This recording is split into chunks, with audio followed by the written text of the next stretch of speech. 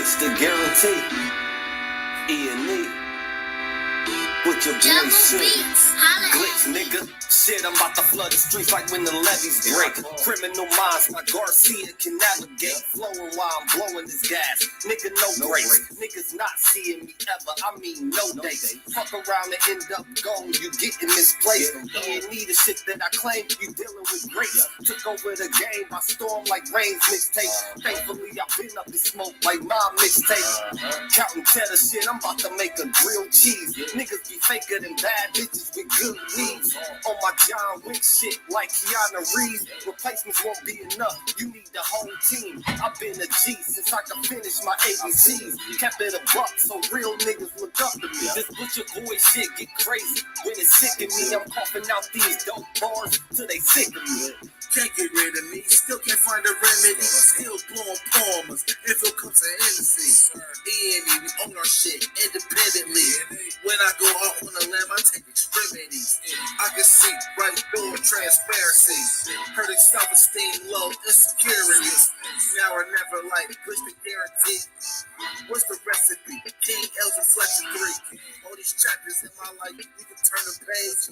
Books can't tell you my story, gotta live a dance. Glitch got my back, yeah, you can copy that. Man, rip control the seat, you can copy that. Leave your whole state red like Republicans. Put fire on the track, now it's bubbling. Put your boys E&E, you in trouble, kid. At first 100 mil, you can double. Let's go. All the hustlers getting money, let it show. Automatic nigga, how we get the dough. If it ain't paper, then we probably gotta go. Put your boy shit, nigga, let's go. All the hustlers getting money, let it show. It's automatic nigga, how we get the dough. If it ain't paper, then we probably gotta go. Put your boy shit, nigga, let's go. Low, sick, corona, jealous in the motherfucker. Can't even take a step, that's how far I trust you. This black boy turned to shine the king under pressure. West side fat jacks, I took more to mention. Shade the extras, that's business starter feed. Street blues, what I talk, boy, your blood flowing free. Power on my mind, no say gang is kind. Read between the lines, it was in my eye. If they ain't got real lines, it ain't hard to spot a counterfeit. Undefeated, ultra real, Fern Gully Mountain shit. Couple hot shots, turn on the frozen margaritas.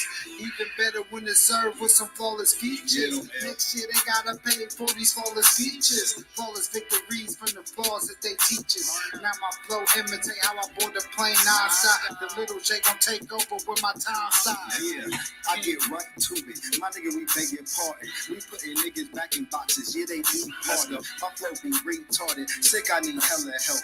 My groove came back. This must be how Stella felt. We just started kicking it like a yellow belt. We all made it to the pro.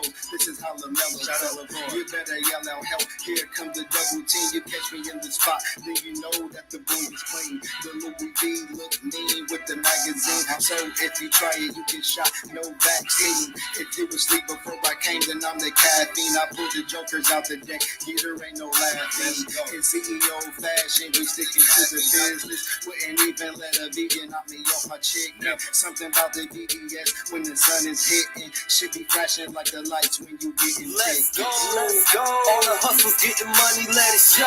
It's automatic, nigga, how we get the dough. If it ain't paper, then we probably gotta go.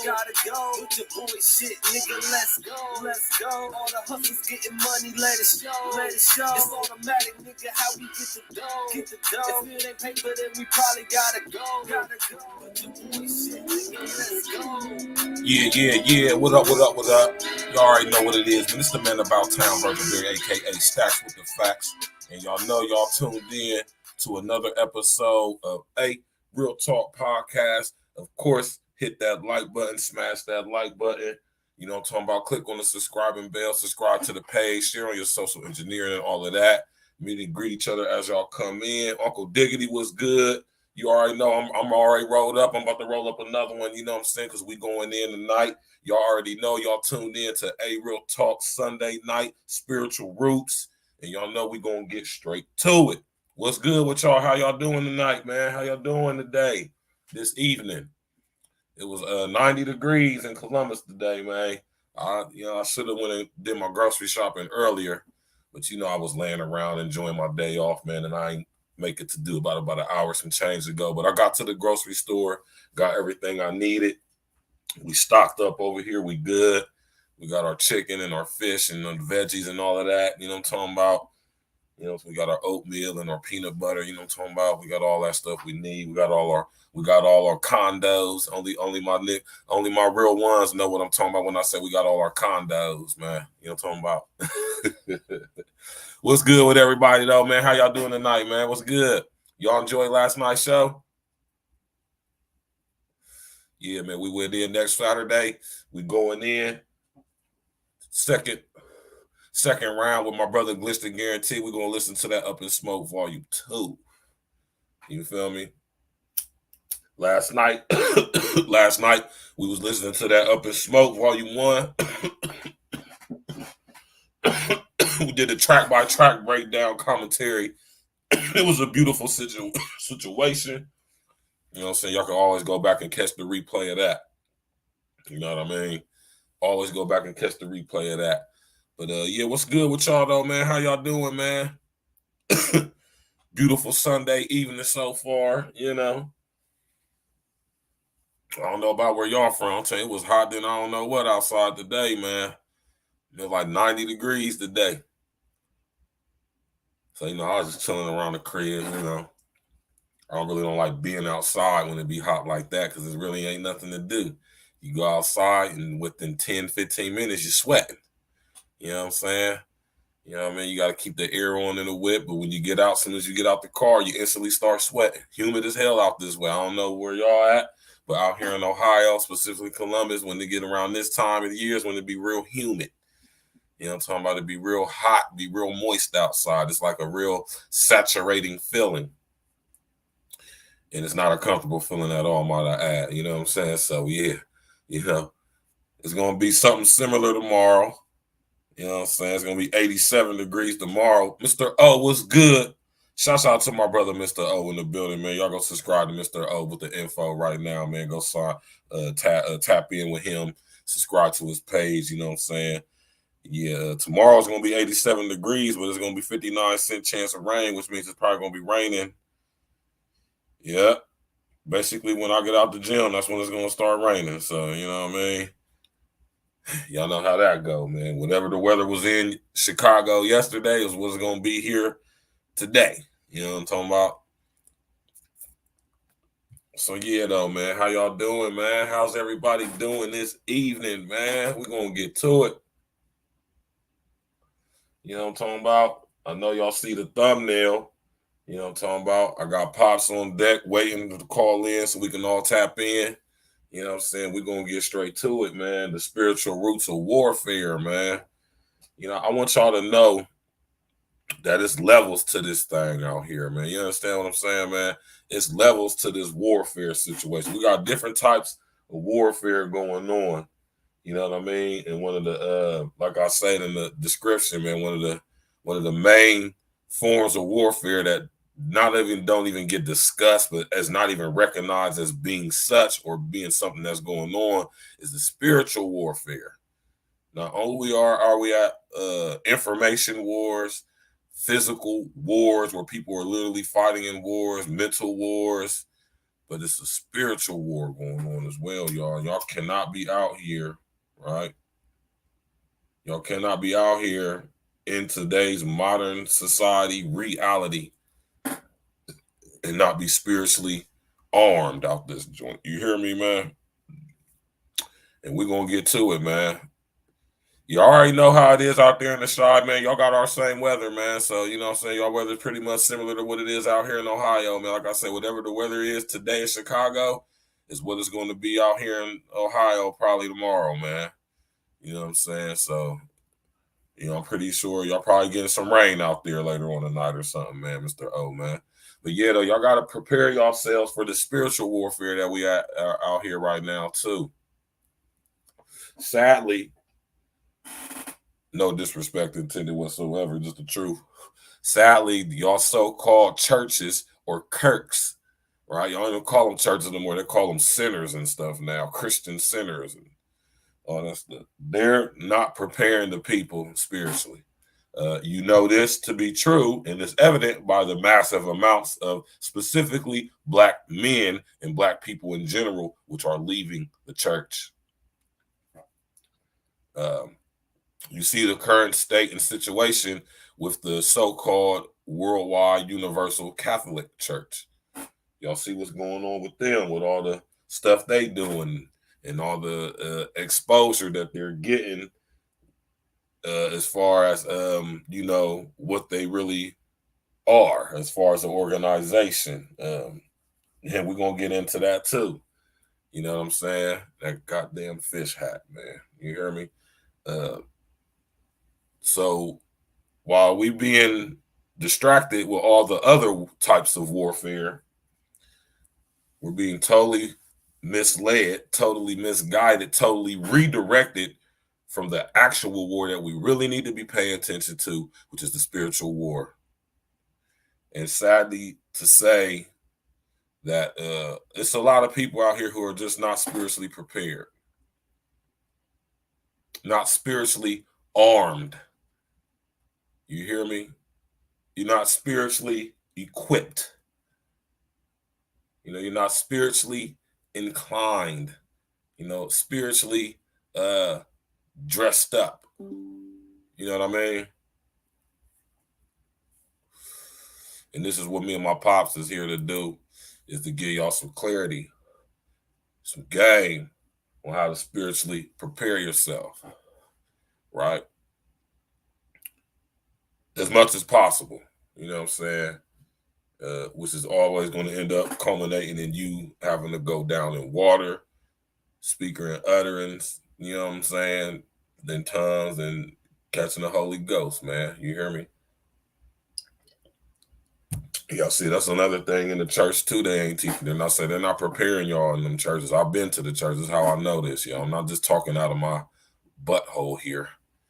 You know, I'm talking from experience. I've been to the churches. They still is doing the same stuff they was doing when I was a kid that made me not want to go to church, because I knew something wasn't right about it. And here I am, a man who has done my thorough research into such things, and I know that my feelings were correct. Cupcake in the building, Detroit 313. What they do? What y'all doing? How's it going? You know what I'm talking about? Y'all know we right here, Spiritual Roots Sundays. We getting straight to it, the spiritual roots of warfare. You know I'm about to hit pops up here in a second. The churches are failing the people. And like I said, this isn't no disrespect to anybody or anybody's church. It's just the churches that I've been to since I've been home. They are chock filled with demon time. I know that's right, Detroit 313. Man, everybody, man, just relax. Y'all know how we do it on Sunday nights over here at Real Talk, man. This is Spiritual Roots Sundays. We go out and have a serious build session. Lots of jewels and gems and game is definitely going to be dropped. There's definitely a lot of stuff to be learned tonight. We're going to go wide, pause, not deep. You know what I'm saying? We're going to shine some light on some things that may have been glossed over, and we're going to bring some clarity and some, you know what I'm saying? We're going to bring some more in-depth look into what the spiritual roots of warfare are. And of course, when we talk about the spiritual roots, we're talking about spiritual warfare, because all warfare is a result of spiritual warfare. All right. And I think it's very important to be as spiritually armed as possible. You know, I think it's good to have as much information as you possibly could. Andrew in the building, what's up, baby? How you doing? You know, so I just think it's very important to have as much information on this subject as possible, because a lot of people, you know what I'm saying, are under the guise that things that we've been led to believe concerning spirituality and spiritual warfare are not true. They're things of the imagination and made up, when I'm going to tell you right now from personal experience, that is further from the truth, and that's a lie from the deepest, darkest pit of hell. You hear me? Kim, that boy, what's good, man? I've been interacting and having interaction and experience with these entities since I was a young boy, and I'm not afraid to talk about it. I'm not afraid to say that, right? And I'm sitting here and I can tell y'all that these entities exist. You hear me? And as soon as you get the courage to not only admit that, that'll give you the courage to speak on your experiences that you have that you can't explain or that you don't talk about due to the fear you might think that somebody think you're crazy. Right? Churches are being false prophets, full of church pastors.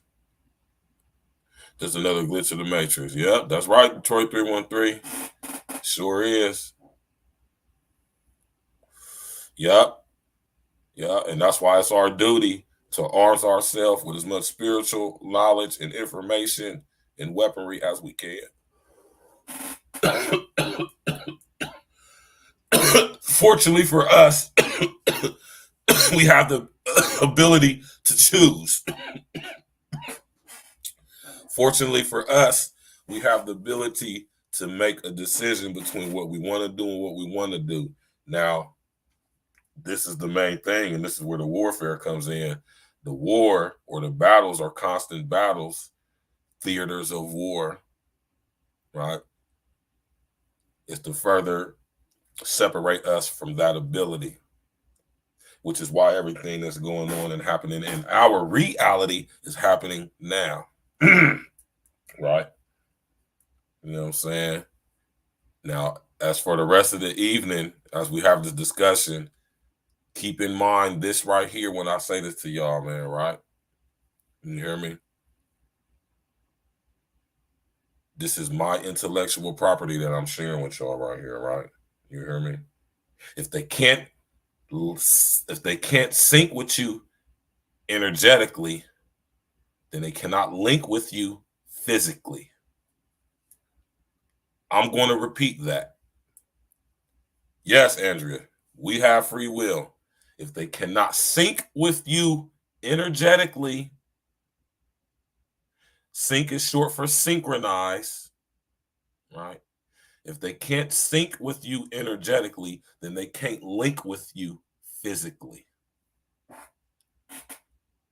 right? Just keep that in mind as we go through the night, right? Hit that like button, y'all, man. Smash that like button. Click on the subscribing bell. Subscribe to the page. Share on your social engineer, all of that. Tell everybody come tap in with us on Sunday, Spiritual Roots Sundays. Y'all know how we do it over here at A-Real Talk. We get into the spiritual roots of every situation we talk to, because every situation, every subject, every topic, every issue, anything that could ever happen in this reality has its spiritual roots, right? If they can't sync with you energetically, they can't link with you physically.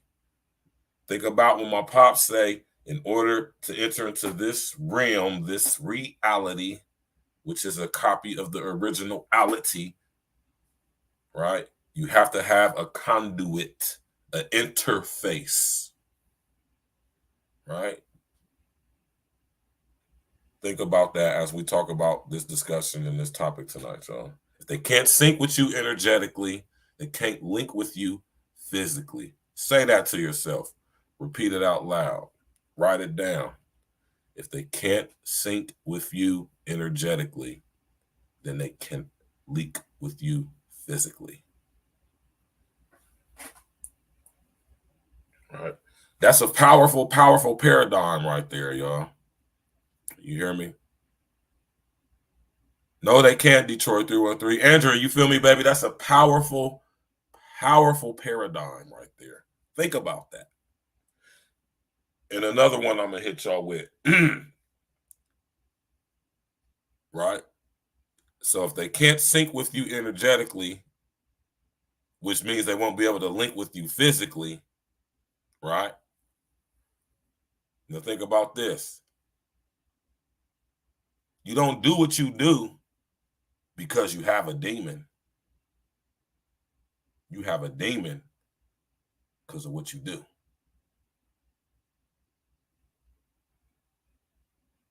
All right. I'm going to repeat that too. You don't do what you do because you have a demon.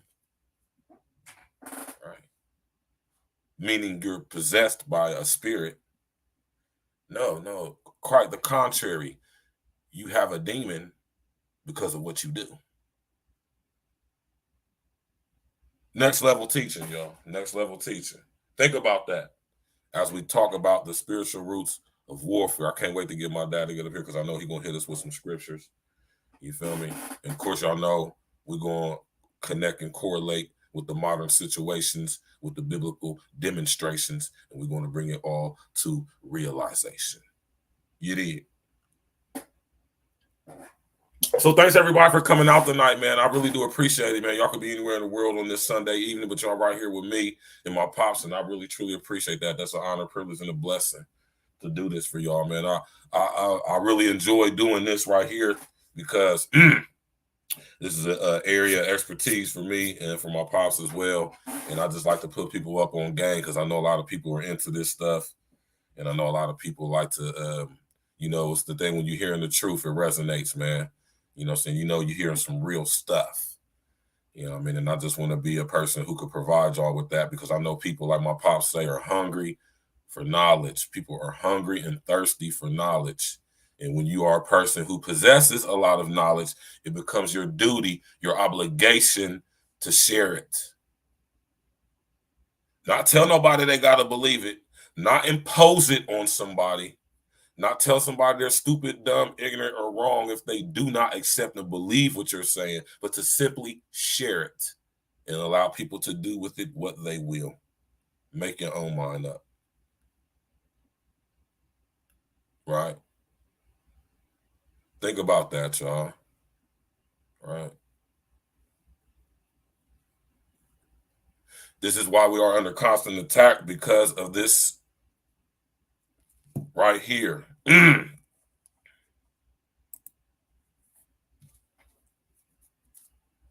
This is why we are under attack and have been in a perpetual state of war since time immemorial. Now, mind y'all, the Most High did not create time. Time is a product of what my dad referred to as the fall, or what I refer to as the hack. Time didn't exist before God said in the beginning.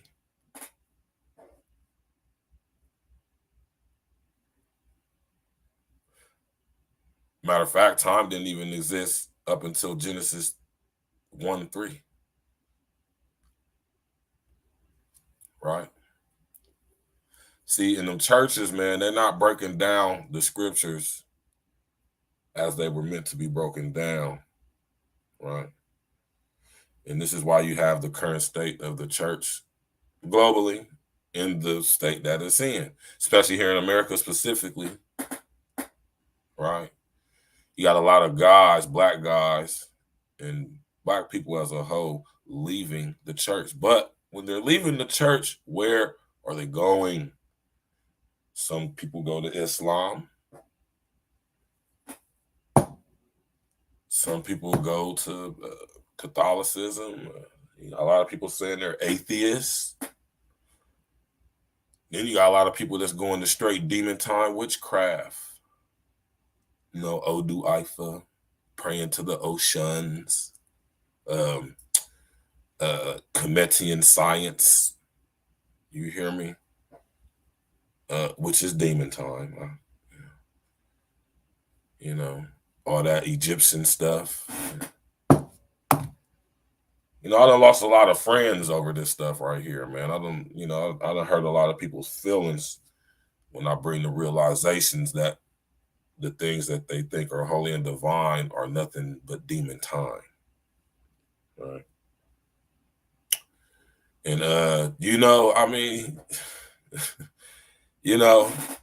all I can say is that this is just what the Most High has chosen me to do, man. That's all I can say. You feel me? It ain't me. Don't take it up with me. I'm just a human like you. You hear me? But, you know what I'm saying? In order for to build, you got to destroy. You know what I'm saying? So think about that. And don't ever forget, we are at war. Right? And ain't nothing cute, nice, or pretty about war. And that's just the war as we know it, physically in our reality now. Spiritual warfare, it ain't nothing pretty. about that. You hear me? So you got to make sure you're prepared. You got to make sure you're armed. You hear me? Because as this new system comes in, man, as y'all see what they doing over there in CERN and everywhere else, and the music, they turning it up. I'm talking about a goddamn it liar. No, I say got, G-O-T, goddamn it liar. You hear me? And the truth ain't any. Like my pop said, he's the father of lies, the creator of lies. He cannot tell the truth. It's not in his nature to be honest or tell you the truth. So think about that. Keep that in mind, y'all. Think about that.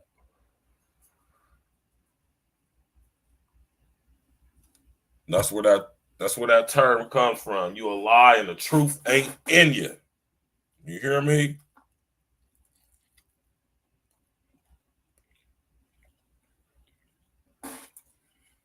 A liar.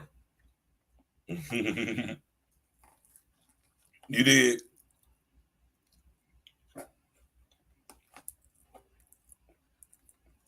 And that's why we here, to separate the truth from the lies.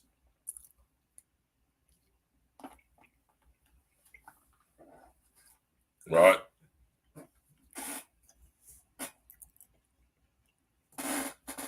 Exactly.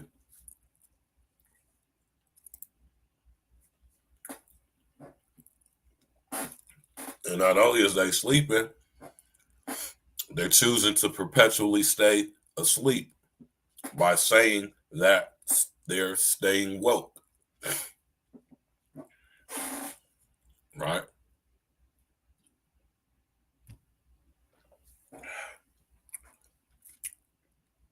So yeah, man, y'all, man, we about to get straight to it, man. About to call pops up on the phone. You know what I'm saying? And we're gonna get into it. You know what I'm saying? Keep in mind, y'all, like I just said, we are at war. Don't make no mistake about it now. Yeah. Look up what woke is. We about to get into that. We about to get into all of that, y'all.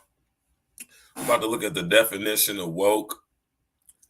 You know what I'm saying? We about to get into that. We about to get into a lot of stuff, man. Because this one right here, you know what I'm saying, this is something that I ain't even gonna say I think. I know this is something that's slept on because, you know what I'm saying, lots of people, you know what I mean, are out here ominous, oblivious, not realizing that the reason why things are the way they are is because it's a different level of warfare going on out here that they just might not be privy to or be willing to accept as being what it actually is. You know, the greatest thing the devil ever did was convince the world, not the earth, y'all, the world, that he doesn't exist. It's one of the slickest, coldest thing LSD done been able to sit up there and do. You hear me?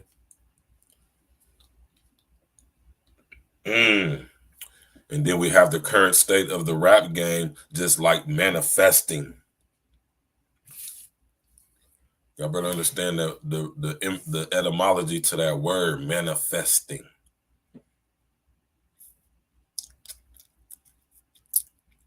Right? Got a lot of black women going to witchcraft, man. You know, and I'm gonna say black women because I don't see no other groups of women doing this in large numbers out in the open like how I see black women doing it. Yeah,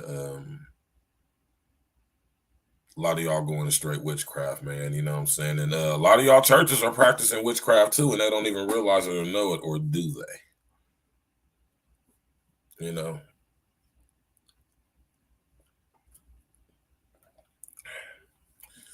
You know what I'm saying? It's not my intentions to ruffle feathers, y'all. Because I know this is one of those subjects right here. Right? Religion. Notice I said religion.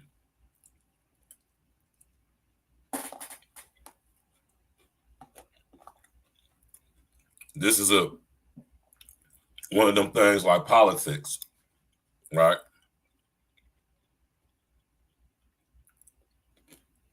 I've seen this subject cause fights when religion is supposed to be something that promotes peace, right? And unity. But look at how the various vast different religions war with each other, literally.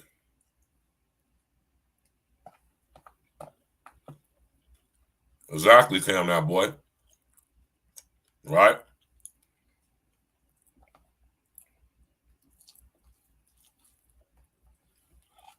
Think about that, y'all.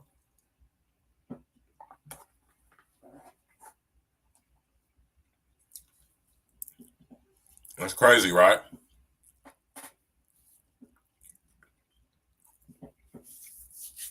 All these different religions, right?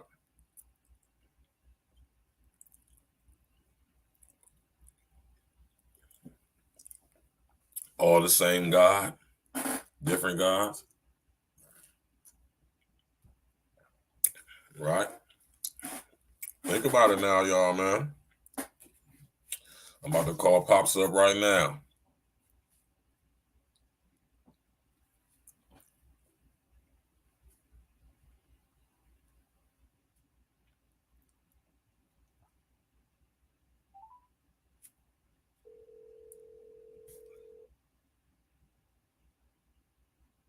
Yeah. Hello. You all right, Pops? Hold on. Yeah. All right, go ahead and say something, Pops. Hello. Y'all hearing y'all? Put a one in the Give me a minute. put a one in the chat if y'all can hear my Pops, man. Yeah. Go ahead and say hello. Hold on, son. I'm on my way upstairs. All right. Put a one in the chat if y'all heard Pops nice and clear, man.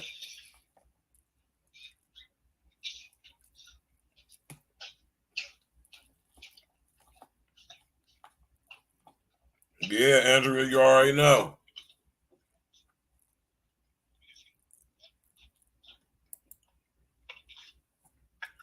All that stuff, man. Yeah, I was on my way. I just grabbed me a little snack, and I was on my way back upstairs. I said, I'm waiting for him to call me. All right. Can you hear me? Yeah, we can hear you loud and clear. Yeah. How's everybody out there in YouTube land? Hope everybody having a blessed evening. And doing all right. I'm still, son called me and they're trying to get situated here. Well, if you need some more time, Pops, just let me know. I'm pretty much got getting it together. All right. Yeah, y'all heard what Mr. O said. Hit that like button. Click on the bell. Subscribe to the page and all that. We about to go in. All right, son. All right. Let's go. All right. Love you, man. You already know I love you too, Pop, man. You already know, man. And love all my people out there in YouTube, too. Right. You already know. I hope y'all having a good, blessed evening. My son, we got some good stuff for you tonight. Son, you was asking me to check up on that, about the name of it is our spiritual roots and warfare with man and Satan and demons. God and Jesus Christ called them our enemies. Right. So kind of touch bases on that a little bit tonight. On our spiritual roots. Right. Who we are. Not just whether you saved or unsaved. You still a spirit being. And you still have spiritual roots. Because we all was created in the image and in the likeness of God when he created and made Adam. We're going to touch a few bases on in Ephesians. Paul speaks about us putting on the whole armor of God. Yeah. Because we fight not against flesh and blood. Mm-hmm. but against spiritual wickedness and principalities, Right. rulers in high places, Talk to him. and the darkness of the world against spiritual workers in high places, a wickedness in high places. I just went real quick when my son said we were going to touch bases on this. He called me and asked me to find some scriptures on basing it on our spiritual roots. And, well, like I said, you always go back to the beginning, which is in Genesis, when he created Adam. Right. He said, let us make man in our likeness and in our image. Now, God is a spirit. Mm-hmm. And he said, him that worship him must worship him in spirit and in truth. Right. So you can't even go to him perpetrating. You can't go to him thinking that you can tell him how you really feel about him or like if you really believe in him, because he knows if you believe in him. And let me throw this out there. It's one thing to believe God, and it's another thing to believe in God. Okay? Say that again, pause one more time, man. To believe in God, because everybody believes in God, but not everybody believes that there's a God, Right. you know, and everybody don't believe God. So you have to believe in him, not just knowing that he exists and that he's real, you know. Well, I know there's a God, you know, but there's many gods, you know, small g, O-D. Right. But there's only one God, Right. capital E, O-D. Right.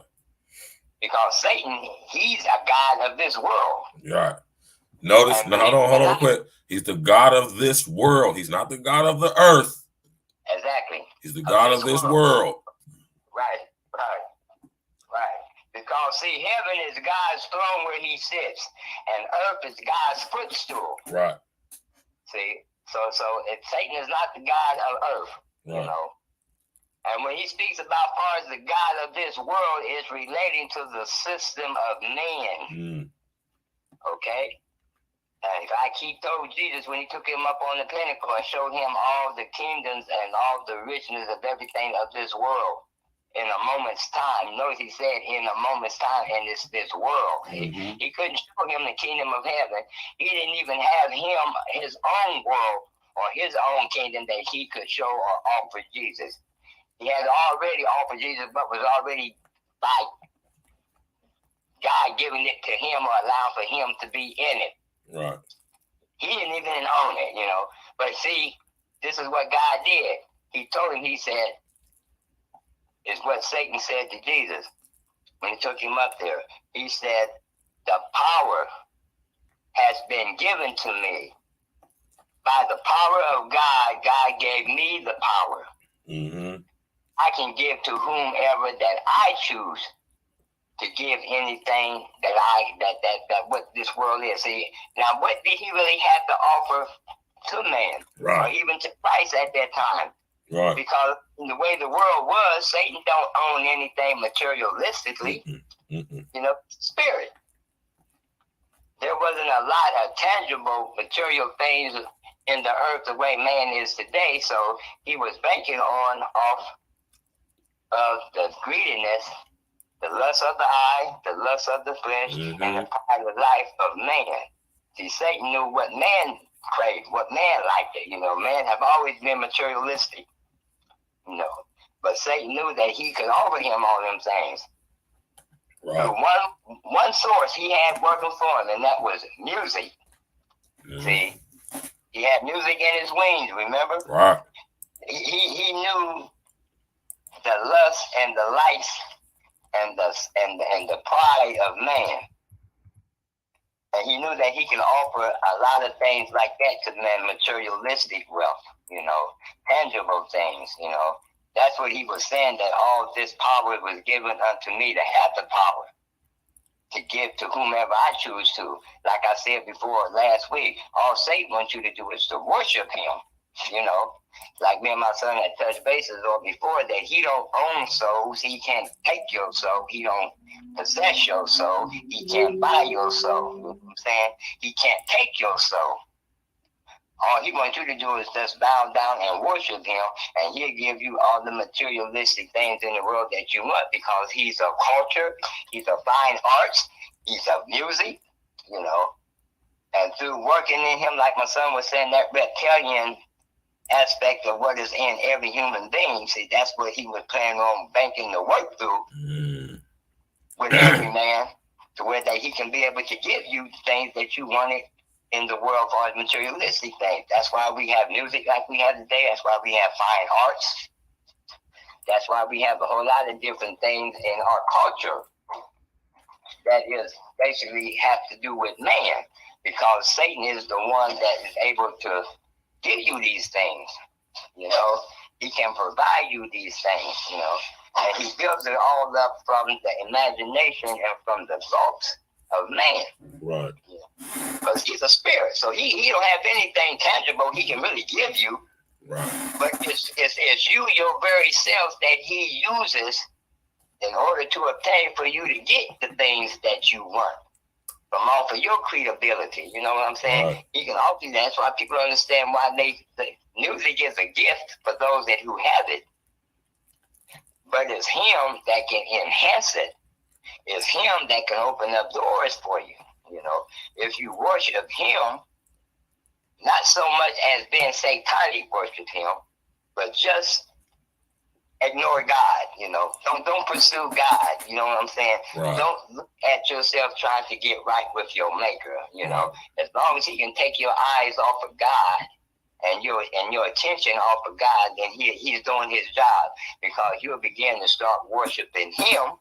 A lot of us don't realize that inadvertently you do kind of be worshiping him when you get so caught up into the things materialistic, the things that he can offer you with wealth, money, celebrity, you know, fame, stardom.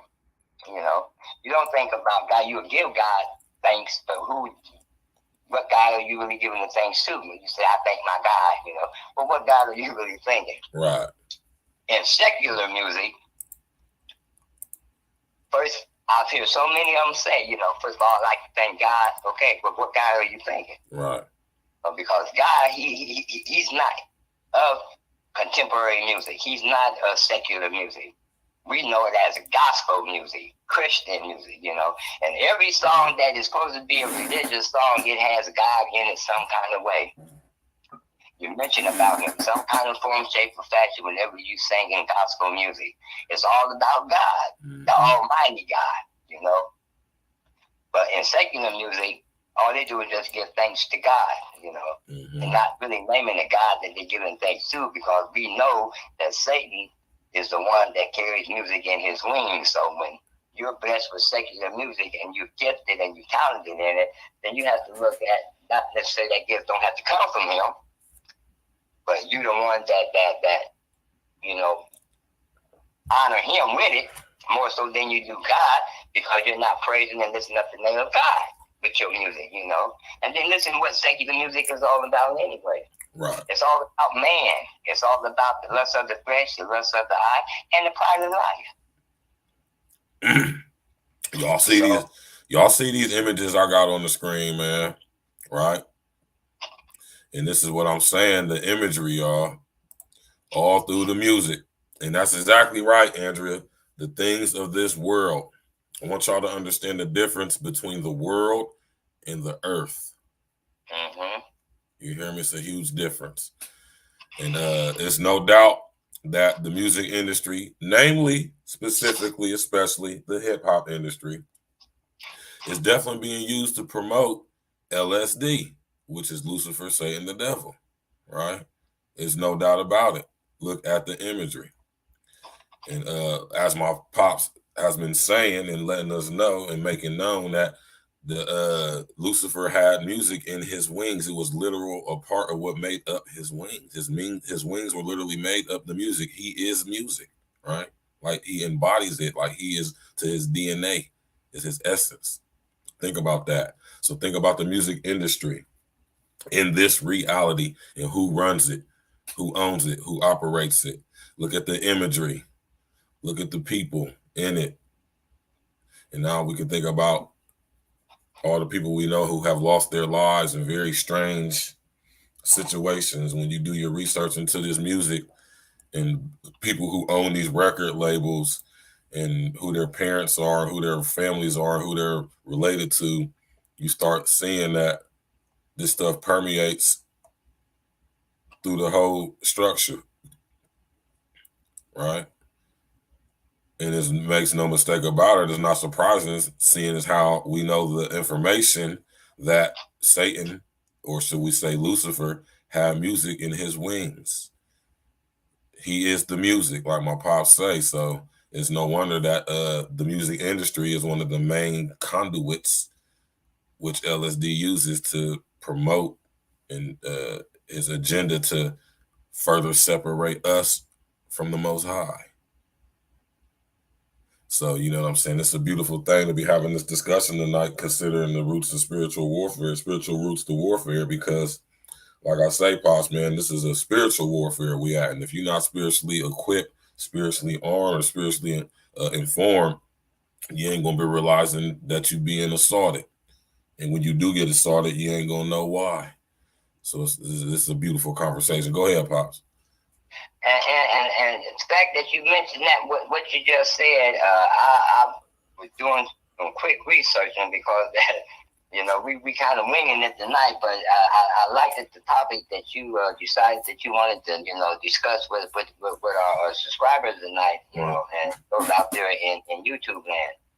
Because in Ephesians 6, it speaks about putting on the whole armor of God, you know, because our battles and the war that we fight, you know, like I said, you know, it's not just against flesh and blood, but it's against spiritual polities and rulers, you know, and evil wickedness in high places, you know, and that we have to understand that, first of all, that the devil is real, you know, and not only is he real, but he's down here on earth among us, you know. I put out a scripture to verify that, to show you what I'm talking about. In Revelations, the 12th chapter of Revelation, verse 7 through 9, well, chapter 7, well, always, it's a lot of verses to this, but it speaks about the great dragon, which cast out, that old serpent called the devil and Satan, okay, which deceiveth the whole world. He was cast out into the earth, and his angels were cast out with him. Speak about where he was cast out to. Said he was cast out into the earth. Okay, so he's down here among us. Not only just him, but also his fallen angels, which they were transformed into demons and spirits. You know, and devil. The word devil is enemy. Okay, he's an enemy. So he has different names because of the different representation that he has in the earth, you know, and with the system of man, you know. He was mentioned in Revelation about the dragon when the woman was hidden and was taken into the wilderness just to escape, because he was after the woman. Now that's speaking of Christ, you know. Spiritually, when you get into that, Revelation is a very deep book. A lot of people try to understand it with their natural minds, and of course they can't, you know. But it also speaks about when that it was after Christ, when Christ came into the earth, you know, that the devil, you know, as a dragon, because he was trying to find where that Christ was hidden at in the earth. So he didn't know he was coming down here the way that he came down here, you know, because he came among men. He came as a man. And when you got millions of other human beings on the planet, it's hard to find out which one is the Christ, you know, or what they refer to as the man-child, you know. That's when Jesus was coming to the earth to give salvation to man.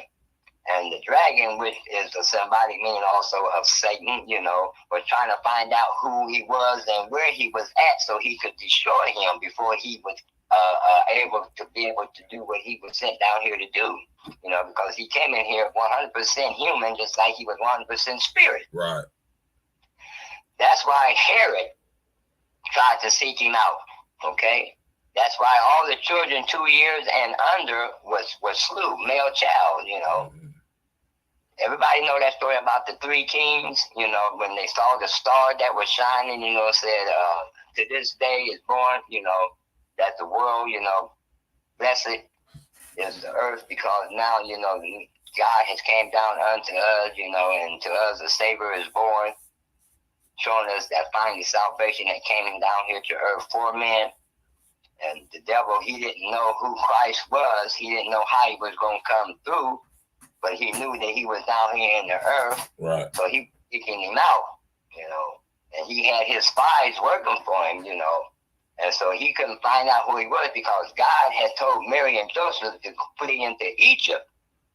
I don't know if any of y'all know that, about how that when Christ was being sought after by Satan, once Satan knew that Christ was in the earth as a baby, he tried to seek him out. So God told Joseph and Mary to flee and hide into Egypt. That's going into the wilderness. Okay, when you get into Revelation 12, you know, when it speaks about that the woman and the man child, you know, fled. They fled. It didn't say that they just went, but they fled, you know.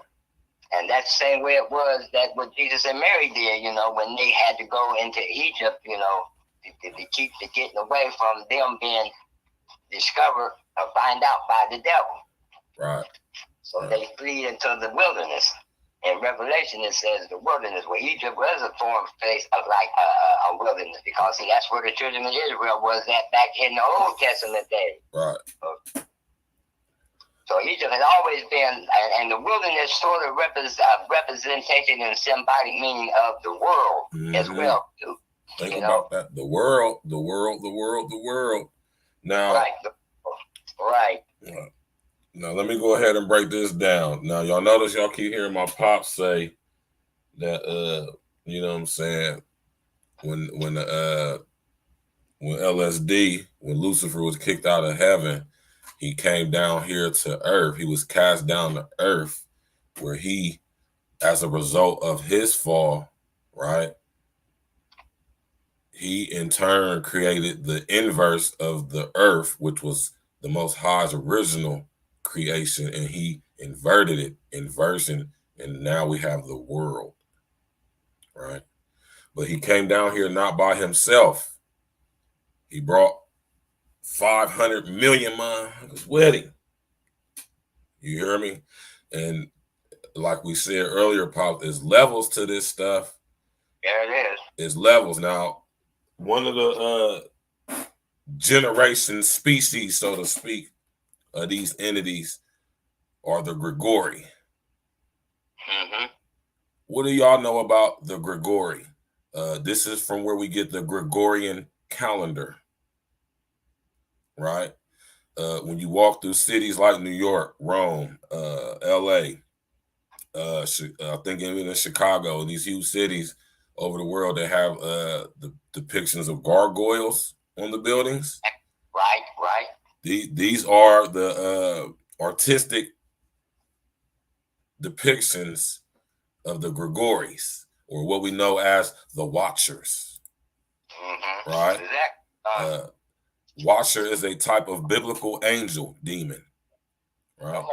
Watcher occurs in both plural and singular forms in the book of Daniel, where reference is made to their holiness or no, their unholiness. Right? See how everything is inverted to make it seem like it's something that's not? Exactly. Right. The Grigori demons are the ones who came into the daughters of men. Right? When we think of Grigoris, think of people like stories in the Bible, people like Goliath. Right? Now, these Grigoris, you know what I'm saying, they're also, my dad mentioned earlier, the reptilian aspect of Lucifer, Satan, the devil. That's his essence. That's his, basically the manifestation of his thoughts is that of the serpent, or what is serpentine, right? Reptilian. We all have a R complex. Remember that, y'all? I told you we all have a R complex, which is the oldest part of the human brain. All right. And these Grigori demons, they're the ones who establish what we now know as the Catholic Church. Exactly. And let me bring this image up for y'all real quick. Do some research on the Gregorian. This is where we get the Gregorian calendar from. Our concept of how we group together sections of time. This is where the 60 seconds, 60 minutes, 24 hours, 7 days a week, 360. This is all from the Gregorian calendar. Gregory, demons, gargoyle, do the etymology. You know what I'm talking about? Now, what I was about to say, I'm about to pull up a picture here. Then I just lost my train of thought that quick. You know what I'm saying? But yeah, though, man, you gotta understand this stuff, y'all. There's levels to this stuff, man. You feel me? And when it comes to the different classes of demons, man, we got all different types of classes, man. And like I said, this is why you need to be spiritually equipped and spiritually informed, so you'll know, because, you know what I'm saying, you might have been ordained to have power over demons in Columbus, Ohio, but that don't mean you got that same covering in Chicago, Illinois. Exactly. You hear me? Or you might be assigned to be decapitating demons in Detroit, but somehow you find yourself in LA.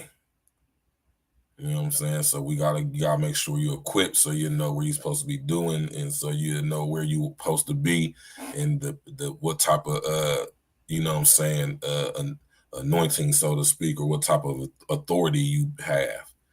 You know what I'm saying? And there's levels to this stuff, man. And I just wanted to tell y'all about the Gregory, just so y'all can know that this is a bloodline. A lot of these bloodlines we see in this reality today are descendants of the Gregory. This is where your Rothschilds and all of them, they are the literal descendants of the Gregory demons, right? Who came down here with LSD, man, when it all started out. And there's literal historical evidence of this too, which could be another topic for another day. But I just want to just break that down for y'all, just to let y'all know how there's levels to this shit.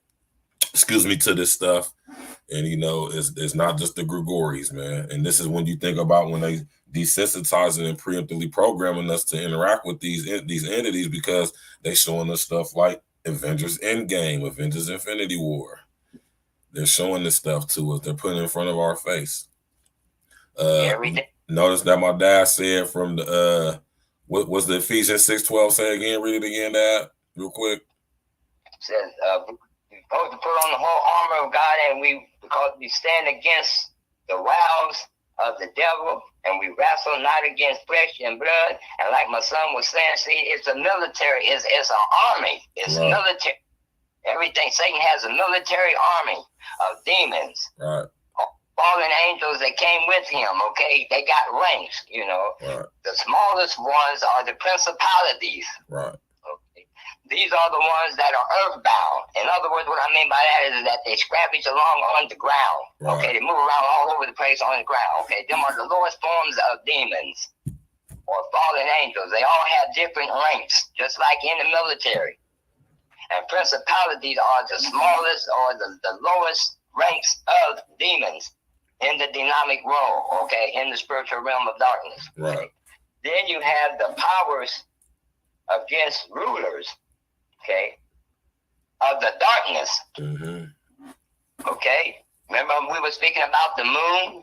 Right. And how that more violent activity go on at night than it does during the daytime, because that's when Satan can move the most, and also his army of fallen spirits that came with him, or angels. Right. Okay. Now they are rulers of the darkness, and you got some of the air, you got some that is of the world. And spiritual wickedness in high places. High places. Now let me stop you right there, Pops. Notice he said the rulers of darkness of this world. Right, this world. This world. So what is that telling y'all? All my English students out there, what is that telling y'all? This is more, there's more than one world. Which is why we're being desensitized and preemptively programmed to interact and experience different entities from different dimensions, different realities, Marvel cinematic universe, showing us all this imagery of Thanos and all these people from different dimensions and time zones and timelines and stuff. You know, said of this world. Now think about this. It's bad enough we up against the rulers of darkness of this world. What about the worlds that we don't know about, though? And this is why me and my pops is here doing what we're doing, so you can be spiritually prepared to go up to possibly, potentially, the rulers of darkness from other worlds, which is why they're at CERN doing what they're doing right now. Right? They're opening up portals, doorways, chakras, huh? Y'all think chakras is such a good thing, right? Chakras, or which is an ancient Sanskrit word for wheels of light. Not wheels of L-I-G-H-T, though. You hear me? And they open up correcting portals to these different realities, different dimensions where these other worlds are, where we don't know nothing about these entities. Right? We said we up against rulers of darkness, and we up against the rulers of darkness of this world. They trying to bring rulers of darkness of other worlds up in this joint. Maybe ones we're not prepared to deal with in this reality. Or are we? And that's why we're here tonight. Go ahead, Pops. And also, son, I wanted to make a point, and sticking somewhat still on the same subject and getting a little bit more in depth into it, is that we have to understand also too that the devil works with man and in man, bring about these powers. You know what I'm saying? Right. What we call portals or black holes, right. we want to, or different dimensions. You know. In the spirit realm, there's no limitations in the spirit realm. You know, the spirit realm is endless. Right. Okay. Even in the spirit realm of darkness, you know, Satan has a vast geographical area that he can travel. Not just in this world, but in the other worlds as well. You know, if you watch your television, a lot of times you get so many different information and facts, you know, that not only the devil, he slips sometimes and lets you see things, but God also lets you see things. What we call aliens, okay? You always notice that there's always creatures from other dimensions, other planets, other worlds, other realms, other black holes, portals, you know. But notice how they all look. Most of them, they're always looking hideous. Those are really their real, true identity because they're spirits. They're demons, you know. Look how beautiful Satan, Lucifer, was before he fell. He was the most beautiful archangel that God ever created in his spiritual realm. Once he fell, his contingents also fell. That's why he's so hideous, you know. The same way you couldn't look upon God and live, you couldn't really look upon the face of Satan and live. You couldn't do it, not with the natural mind, not with the natural understanding, not with the natural vision of eyes. You cannot see the devil for what he really is, and it would kill you. You would go in shock. That's how hideous he is, because his contendants also matches what he really is, because he's evil. You know what I'm saying? He's the very persona of evil, you know. You know how sometimes you can get scared out of the things that you just see, or you get hairs up on the back of your neck, or your skin crawl and everything, but that's 100 times more magnified if you were to really be able to look upon the face of evil. Right. And he also works through man. Just like I said, when he said principalities and powers and rulers of darkness in high places, he also uses men. Okay, that's how we got our system set up the way that we have our system set up, you know. And Satan, he have empires, not kingdoms, but he have empires all over the face of the world. It's like my son was saying, you know, there's different ranks of them, you know, that sets up in high places, like in Chicago, New York. all Rome, other countries in this country, and when you look at our political system and our government system of men today, who you think is the ruler of all that? He sets them empires up, okay? Politics, politicians, It's hard to grasp sometimes to believe that this is what's going on in our world, but the more you reveal and know what's going on in the earth, the more you will know what the truth is, and you'll be able to see things as what you're supposed to see them is. Just like what Nim did with in the Matrix when he was asking him, "Are you sure you want to take the red pill or the blue pill?" The blue pill deals with reality, if I'm not mistaken, and the red pill shows you just what you've been seeing anyway. But if you want to see the truth, see how far really deep the rabbit hole goes, And this is the same way it is in the spiritual realm that what exists around us today too. So we have to understand how this works. So we, as being humans and being spiritual as well, can start understanding on how to deal with it. But first, you have to recognize and understand who you are and what you are. That's why me and my son speak this about our spiritual roots, and it goes back to Genesis, that when God first created and made man, he took you from the dirt of the earth, that was for the form and the shape, and make his natural physical body, okay? But what brought him to life was when God, he said he breathed breath. Well, if God breathed breath into him, then that was the total existence of who God was as a spirit. He breathed up himself into man, and man became a living soul. Like I had shared before in the past, that when you breathe in and out, it might be oxygen in terms that we can understand it, but actually it's the spirit of God that is in you, because God gives life, God is life. So you have to understand that it was him himself that he breathed into you. That's what keeps you alive. So you are a spirit. Then when you go to Genesis, when he said, "Let us make man in our likeness and in our image." Well, God is a spirit.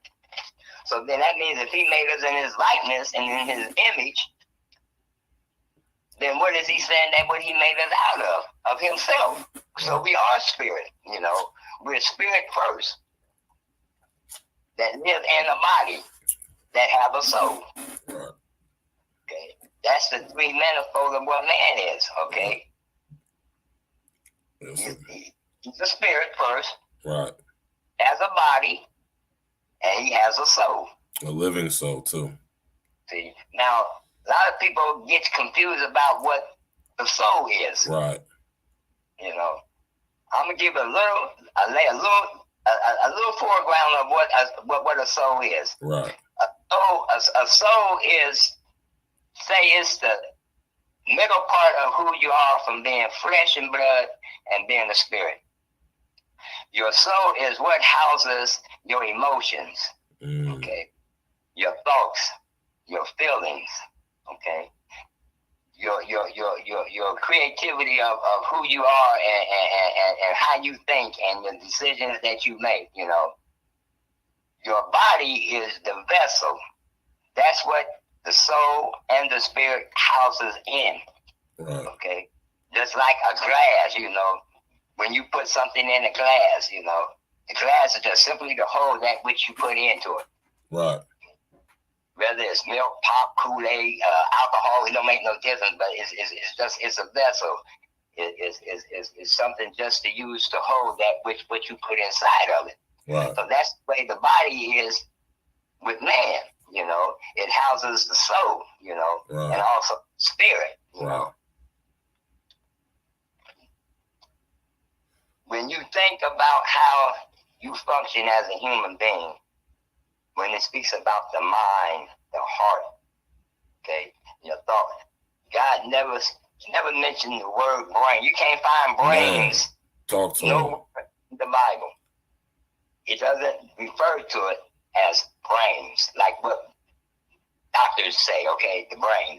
No, you know what God refers to it is? The mind. He calls it the mind, okay?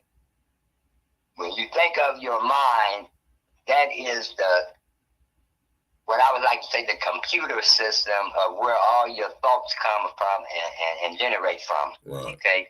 It's the CPU, the central processing unit. Hold on real quick, Paul. Hold on. Mr. O said, did I know Chicago and Rome were the same thing? Yeah, I know that, bro. And that's not for no mistake or reason. You know what I'm saying? It's a big, powerful stronghold entity over the city of Chicago. I told y'all, when y'all look on the what they call it, the morphic grid.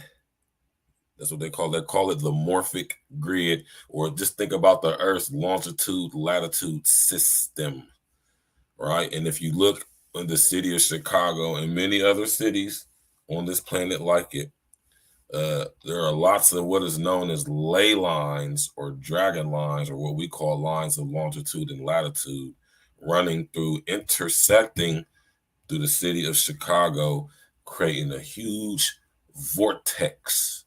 And this is one of the main cities that has been activated now that CERN has been activated, because it's a big, huge center for massive different ley lines intersecting, making it that much more susceptible, more conductive to be able to open up portals. Not to mention it's by a huge body of water. And you can wonder why the city of Chicago is in the state that it's in. That's because of a big, huge portal over it. A huge portal. If y'all could see how many intersecting lines run through the city of Chicago on that 33rd parallel, you would wonder why so much demon time is going on in the city of Chicago. It has been since Chicago's been established. Yeah. Because that's where gangsterism, the gangster gangs come from Chicago. You hear me? Go ahead, Pops. And see, also too, son, Satan, he sets up his empires all over the earth to where that he can control and do his most work. Right. And through. Hence, Chicago having massive intersections through it and being that where it's at. Yeah. You have Chicago, you have New York, you have Washington, D.C. Right. Now, Washington, D.C., that's actually where his throne is. Right. Hear what I'm saying, people? Now, listen to what he's saying. Because this is where our government operates from, in this country, okay? And every country that there is, he has an empire set up, all heads of states, all powers that be, through the system of man that runs our governments. That's why each country has its own government, because that's the way that Satan sets it up, to control everything that goes on that has to do with man. That's how he's able to manifest his wickedness and his evil. Right. And this country right here, we were spared to a degree because this is where God chose to have Christianity, the foundation of that, for not only his people over there in the country where they're from, but also to bring and usher in the Gentiles, which we are a part of. When God said he so loved the world, God said he everything is his and he will lose nothing. Right. All souls belong to him. Right. And out of all the other countries that he could have set up Christianity, he chose the United States because of where our forefathers started out when they came to this country. Okay. Before they got all corrupted and shit. Till they got corrupted, you're right, that's when Satan moved in, because this country was based on Christianity. Right. And they fed us that through the pilgrims, coming over here, and all that. Well, Quakers, that's what pilgrims really were, Quakers, which they still came from England. You know what I'm saying? That's over there where they shipped everybody that wasn't about nothing, that was crazy and insane and everything. They put them all on the island. Right. And that's when they got Christopher Columbus to come and start discovering other parts of the world, and he happened to land here, you know. Well, God also knew what he was doing even in that, you know, because there's nothing that man does on this earth that God already don't know about. Right. There's nothing that Satan don't do on this earth and in this earth that God don't know nothing about. You know?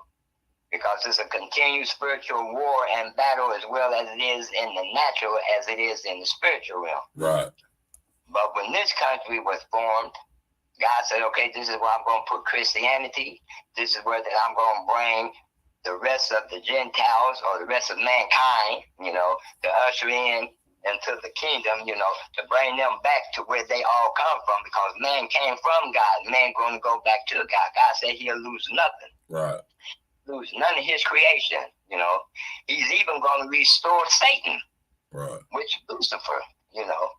He told them that if he didn't deal with Sodom and Gomorrah because of the evilness and the wickedness and the sin that was going on with Sodom and Gomorrah, he said that if he wouldn't deal with them accordingly like he did, he would have to apologize to Lucifer, with Satan, because of the way he felt, that if he didn't deal with it. So God will deal with sin, no matter where it's at on the earth.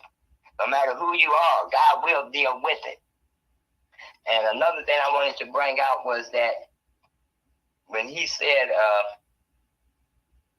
let us make man in our image and our likeness, he wanted man to know his spiritual roots. He wanted man to know the spiritual foundation of what man really is and where man really come from. See, a lot of times the world and humanity just look at themselves as just being flesh and blood, you know, just being human beings, you know. But you were a spirit first before you ever became anything else. Right. This is why me and my son were saying, once we believe that you really start seeing and understanding who and what you are as a spirit and knowing your spiritual roots and the foundation of who and what you are spiritually, then you'll begin to start understanding a lot of things what's going on in the world. Like we said when we first started out, it's all about the war against man, and the violence against man. And this is why so much of this is going on in the earth, and it's going to continue to go on until God wraps it all up. But he wants to save everybody that wants to be saved, that don't get caught up into this madness. And everyone has a chance to come in the right way, you know. But before you can come in the right way, you have to know who you are, you know. We work so hard every day as human beings to find out where we come from, where our roots are, as far as our ancestry is, our heritage, you know. When they made the movie Roots, you know what I'm saying? You got all different races of people right now wanting to find out their roots and where they come from. Well, nothing wrong with that. But I say know your spiritual roots first.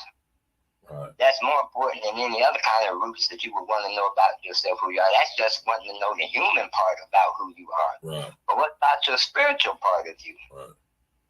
You know, and speaking back, getting into Revelation again, when God said, and he said he heard after the woman went into the wilderness with the man-child to be protected from the dragon, you know, then it says that when he was cast out, and all his angels was cast out with him, that he was cast down to earth.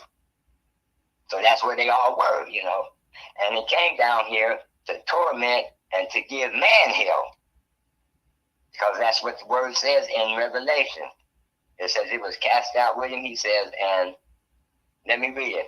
It says, the great dragon was cast out, that old serpent called the devil and Satan, which deceived the whole world. He was cast out into the earth, and his angels were cast out with him. And I heard a loud voice saying in heaven, now is come salvation. Now is come salvation and strength and the kingdom of our God. Here God's mentioned about his kingdom again. And the kingdom of our God and the power of his Christ, of his son Jesus Christ.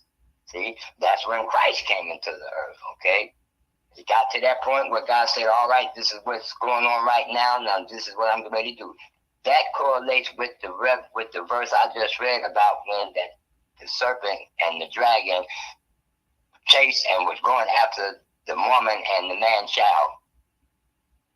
And God hid Christ in the wilderness with Mary and Joseph.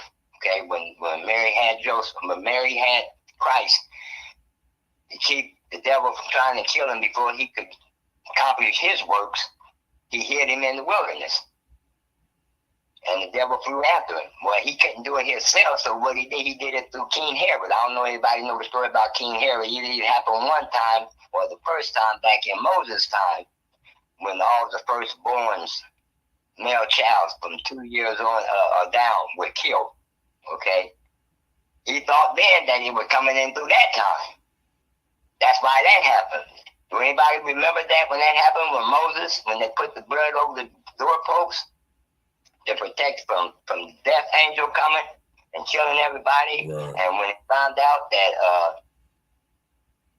that they thought that Christ was in the earth then, but he wasn't. So Herod, anytime they hear about another king coming into the world, see, they think that it's coming to take their kingdom or where they rule and have power over. So they would always try to get rid of anybody that came in there in flesh and blood that they thought was going to be a king. Because Christ is a king, King of kings, Lord of lords, you know. But the devil, he got fooled then. See, the first time he thought that was going to happen. So that's why he killed all the firstborn. And that's what they did through Egypt. Pharaoh, if anybody understand the story or know the story. And when Moses kept going to, Pharaoh telling him, let my people go, let my people go. And he said, well, I'm not going to let your people go. God had to purposely harden his heart in order before he let his people go.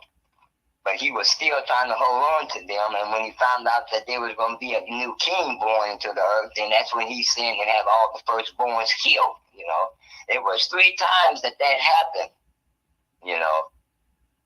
Pharaoh did it with Moses during the times of the Egyptians' time during Egypt. And he said that, whatever curse that you put on me, that you're really putting it on yourself. And that's why Pharaoh lost his firstborn. Okay. That was the beginning of the first time of trying to wipe out the man-child. Okay. Then the second time was when Christ was born into the earth.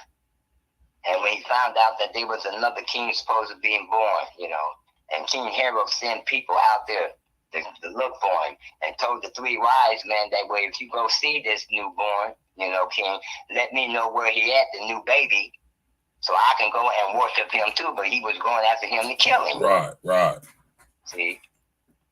And then that's when God told them, no, don't go back the same way, that you can go another different way, so they never did find it. And that's when Christ and with Joseph and Mary with the newborn Christ flew and hid in the wilderness until after King Herod had died. Then that's when he came back to Jerusalem and Bethlehem. But my point is that I'm trying to share with y'all is how this spiritual battle and warfare has been going on for so long, with the devil trying to get a hold to Christ and stop what God was going to do through him, bringing him in earth, in flesh, in blood, for the salvation of mankind, because God so loved the world that he gave his only begotten son, right? That whosoever shall believe in him shall not perish, but have everlasting life. See?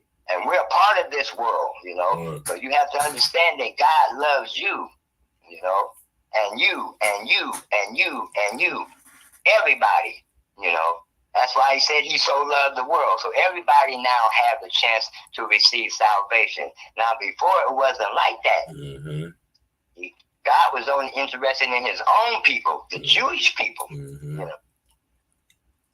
But because of the John 3:16 couldn't make a liar out of God, because he couldn't just save his people. Mm-hmm. He had to save the whole world. That's why he sent Christ into the world, Then Christ come into the world to let us know who and what our spiritual inheritance is, what our spiritual roots are, where we originated from as being spirits, and that the kingdom of God and the kingdom of heaven now is coming down here on earth. And it came through Christ. He come representing the kingdom. That's why he always spoke about the kingdom. And he always tried to inform man of who you are, So you might want to add something on to that. Yeah, like we said, man, kingdom, not empire, man. Big difference. You feel me? And like I said, empire is the inverse of kingdom. And I said, whatever the Most High creates in its original form, you know what I'm saying? LSD got to invert it and turn it into something different. You know what I'm saying? No matter what it is.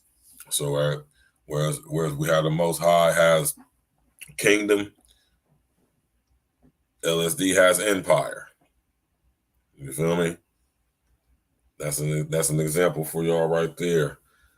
Considering warfare, you know what I'm talking about?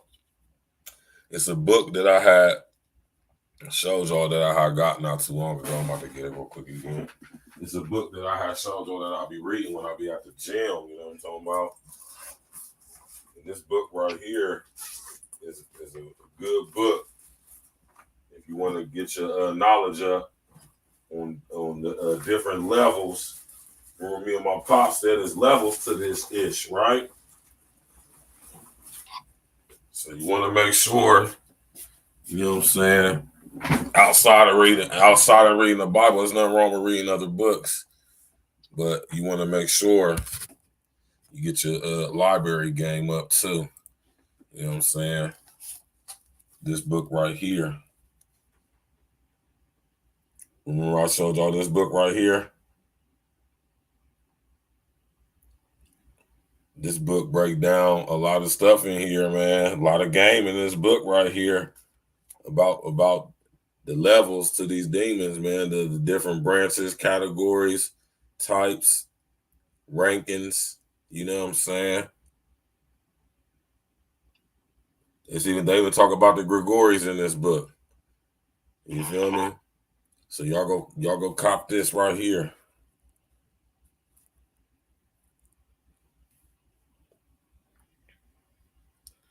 Y'all see it?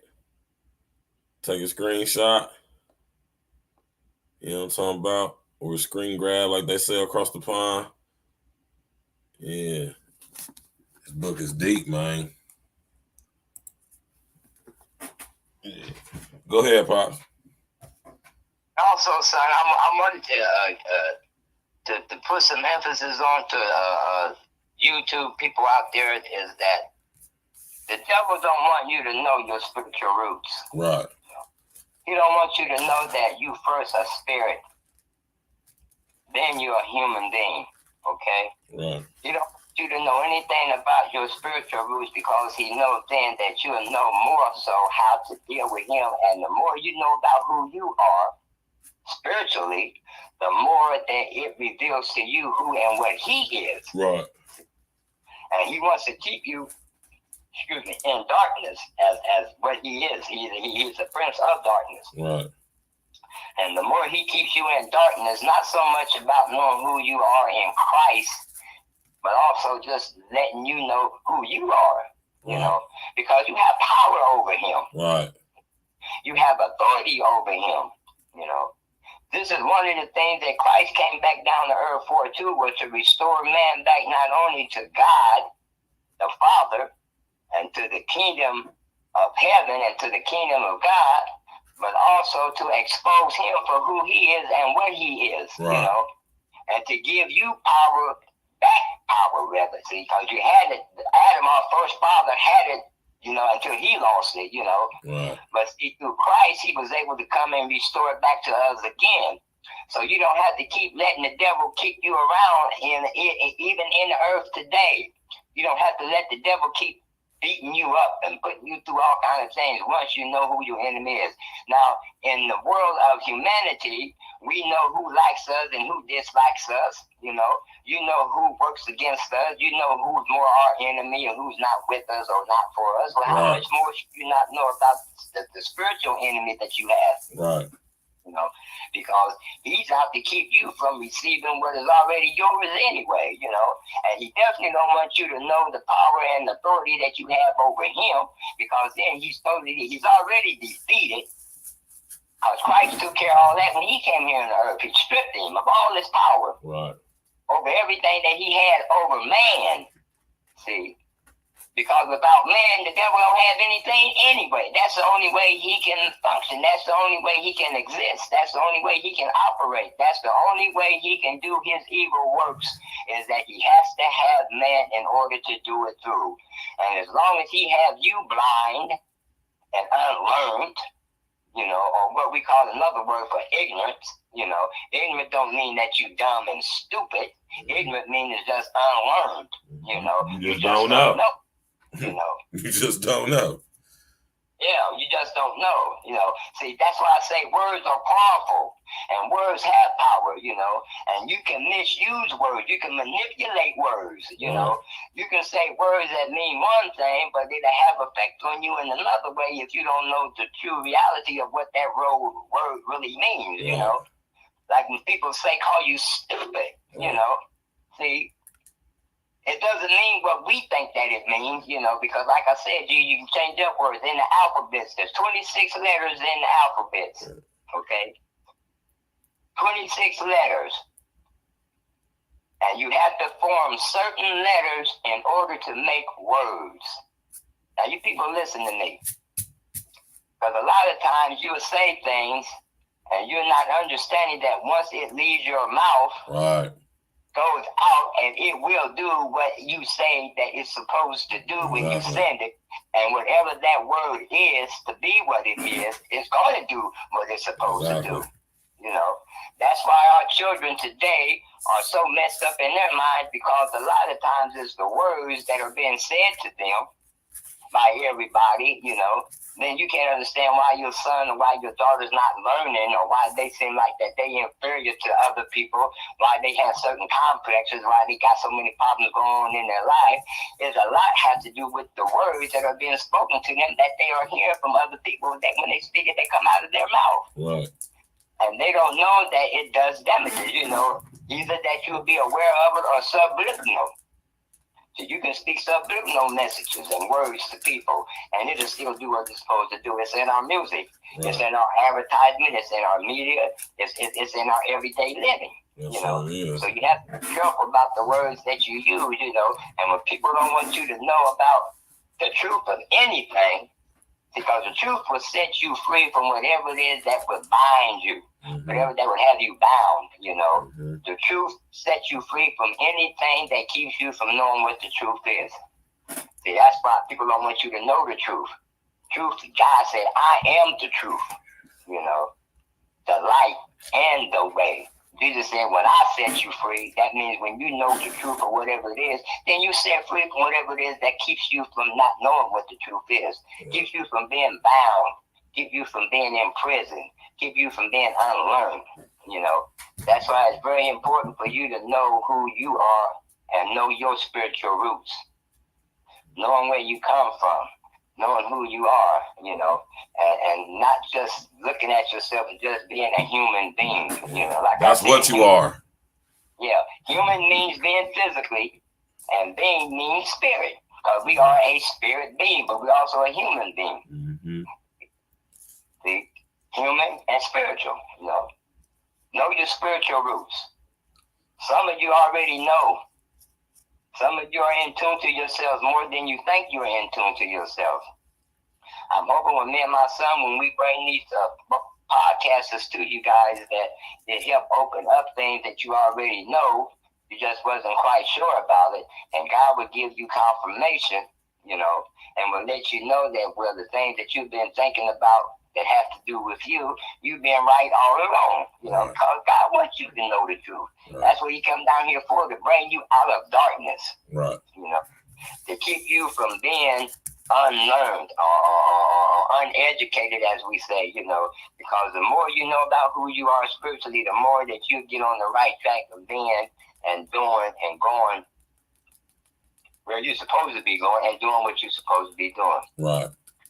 Because you know who you are spiritually. A lot of you do know, you just Just need the truth to help open up your eyes to see. Yeah, a lot of y'all know, y'all just don't know that y'all know.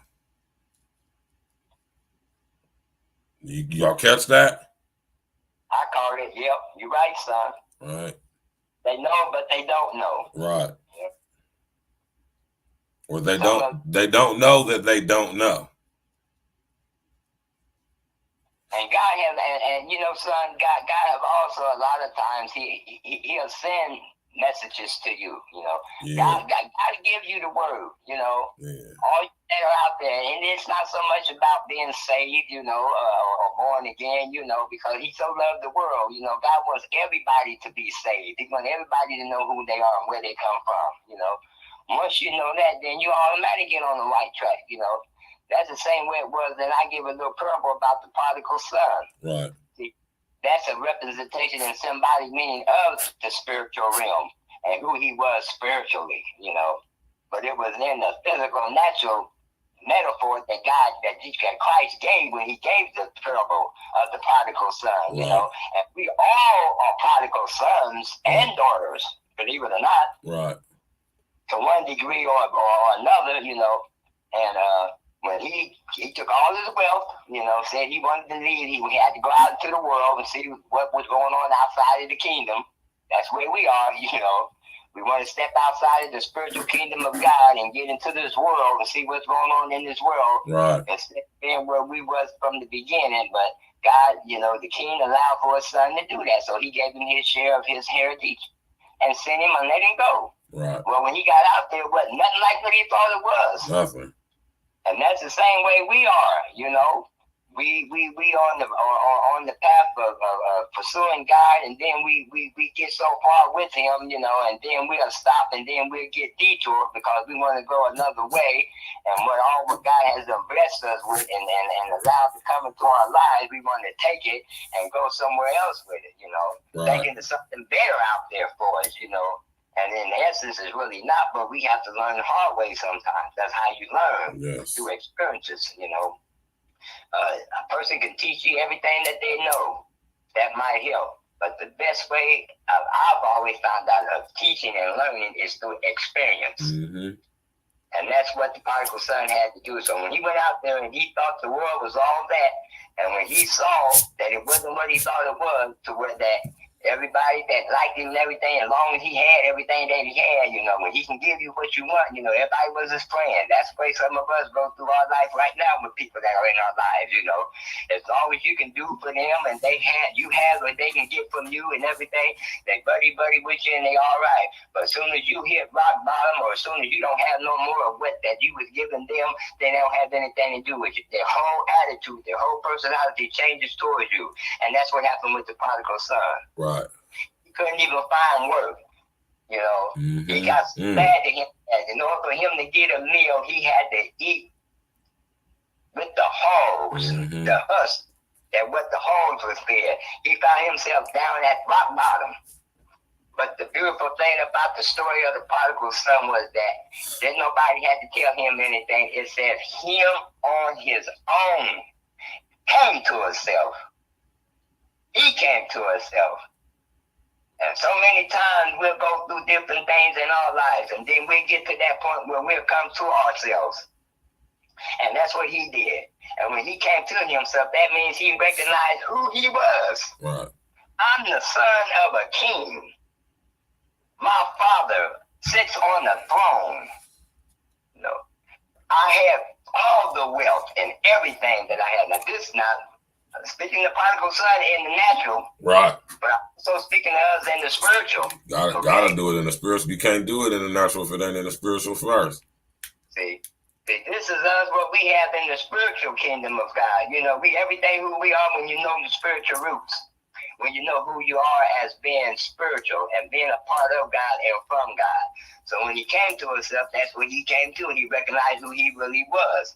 He said, I can go back to my father. He said, I wouldn't care if I had to start from the bottom up, if I had to start as a servant and work my way all the way up again. I'll do that. It's better than this. Right. That's why I said he came to himself. But the beautiful thing about that also, too, out there in YouTube land, On his way coming back, his father recognized him coming from afar. From afar, man. From afar. So his father knew that eventually he would come back. That's who we are as being children of God. God so loved the world that he gave his only begotten son, that whosoever shall believe in him shall continue to have their eternal life. Okay? And when he came to himself, his father recognized him. First thing his father did was told the servant, go get the fatted calf. Get ready to have a celebration. That's where God rejoices with us when we come to our senses, when we recognize and know who we are spiritually, and when we come back to the kingdom of God as being his children. Now, this is all done through salvation. When you receive salvation, right, give your life to God. You're the prodigal son. You're the prodigal daughter. And he prepared for you on your homecoming. See? This is what God does to us in the spiritual concept of this, though. This is when he began to start giving you revelation, knowing who you are, knowing what is going on in the world, knowing what is happening to you. You have a purpose. You have a meaningful purpose in this world, and it's not just enjoying your flesh. Okay? Matter of fact, it's just the opposite. Just the opposite. There's nothing like it. It's nothing like when you're in the right relationship with God. Period. I don't care who you are. That's why I use John 3:16 as my foundation, that God so loved the world. That speaks of you and you and you and you and you and everybody else out there that hear the sound of my voice. Right. And that's part of my ministry, is to bring to those that who don't know who they are or have an idea of who they are, but to let you know without any doubt or hesitation, knowing who you are. Because it's in you, and you know it. You know it. You feel it in your heart, you know. That void or that emptiness that everyone says that they have when you think it's everything else, but it's not, because no matter what you put in there, that is still that void. That's what that void is knowing who you are spiritually. Yes. You are spiritually. Yeah, man. Now, you come to that point in your life and recognize that. As long as you're breathing on this earth, it's never too late.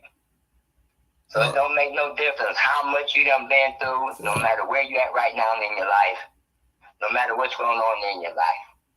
Every day that you have, that you wake up, that you can breathe, that's always hope and a chance for you to find it. And when you seek it and really go after it, you'll find it.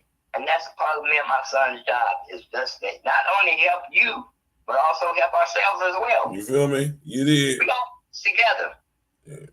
We all on this journey together. And I want to make a quick reference to what my pops was talking about concerning the prodigal son and the story of the prodigal son. Think about in the Matrix, right? And y'all always hear me reference to this, right? And this is why this is such a beautiful thing that me and my dad is here to do what we're doing, because we can do this right here, right? In the Matrix Part 2, he's going to see the architect, right? And the architect told Neo, in order for him, right, to be able to save everybody or to bring peace between the machines and the humans, right, which was the last city human on Earth, or should I say in Earth, it was called Zion. The Matrix is a deep-ass movie, y'all. Y'all hear me, man? Anyway, you know, he told him that in order to do that, what did the architect tell Neo he had to do in order to be able to basically bring peace between the machines and the humans? And what did he have to do in order to basically balance out the equation, you know what I'm saying, between him and Agent Smith? What did he tell Neo he must do?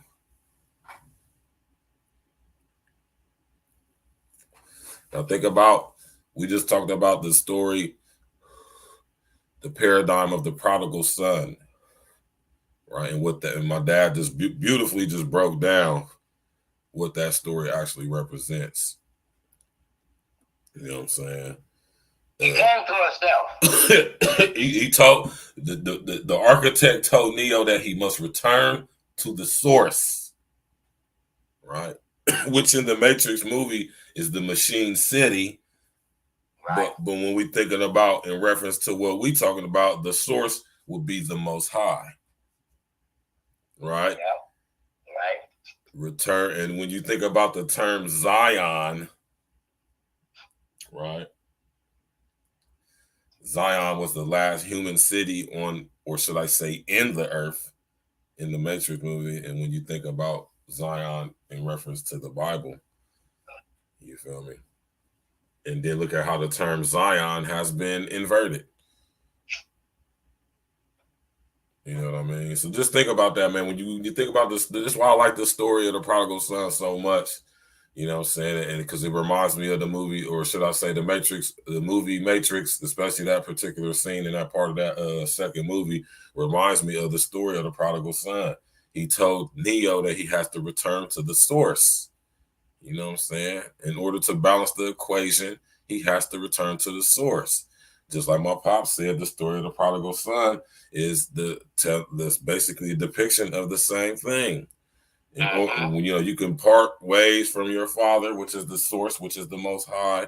You know what I'm saying? And you can go, you know, what we call leading astray or going off the path, or what we call backsliding. But you know, unless you become of a reprobate mind, you know what I'm saying? The Most High will always have the wide and be able to see you, the wide road, and be able to see you from afar. And when you come back, it ain't gonna be no, nah, you gotta start from here again. It'll be like you never left. And that's what we're part of returning to the source is all about. When you return to the source, you know what I'm saying? You basically are returning to yourself. And since you were made in the image of the Most High, you're returning to the Most High, which is you. No, you doesn't mean you're a God, but that means that you are a reflection of God. So that means that you are God made manifest. Let's go. Okay, now here we go with this one right here, right? Now think about it like this, right? Prodigal son, you feel me? Returning to the source. You know what I'm saying? It's a beautiful thing, man. Go ahead, Pops. And not only that, son, but now that you brought that up like that, you'd be surprised out of a lot of movies that would have came out that have such deep spiritual overtones and messages. Look at Star Wars. Right. That's another one. Yes. See? And believe it or not, a lot of these producers and directors and stuff, that's where you think they go to get all that information and all that stuff from. Right. They go right to the Bible. Right. Of course they do. I mean, where else can they get it from? They can't make it up themselves. Right. You know what I'm saying? Even when you even get into it, even about the devil, you know, a lot of demonic movies that are made, that's insight. That feeds you too. You know, sometimes the devil puts stuff out there to confuse those people. He can't confuse those that got insight and got that second vision. See, when you got spiritual vision, you can see through all that natural physical stuff, you know, and see the spiritual overtones in. You know, sometimes the enemy himself, he'll slip and put something out there to open up your eyes. For those who have eyes to see and ears to hear, you know. Right. So you're always getting fed one way or another with what's going on, but it always comes back to your spiritual roots. And anymore, anything that what we send on TV now is all about spiritual stuff. You remember that cartoon thing that I sent you? The thing about that girl down that mother's supposed to have sex with the devil, and now she's a demon. Right. Up or something like so that. I'm about to bring it up right now. I'm about to go get it right now.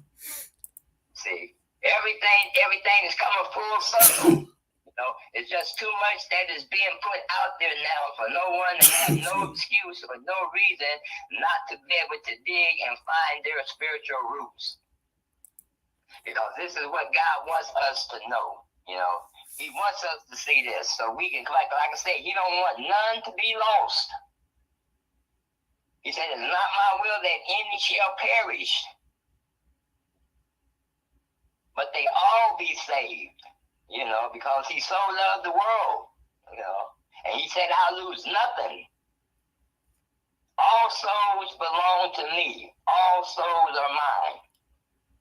That's why I can't understand how Lucifer can fool so many people thinking that he can possess their souls or he can buy their souls or he can purchase their souls. When it's such as simple as that he don't even belong to himself. You know, if he had that kind of power and control and authority that he claimed that he has, he wouldn't be in the situation that he was in. Ain't no way that he would did what he accomplished to do if he said he wanted to exalt himself and be like the Most High God. If he was all that, he would have accomplished it. Right. But he didn't.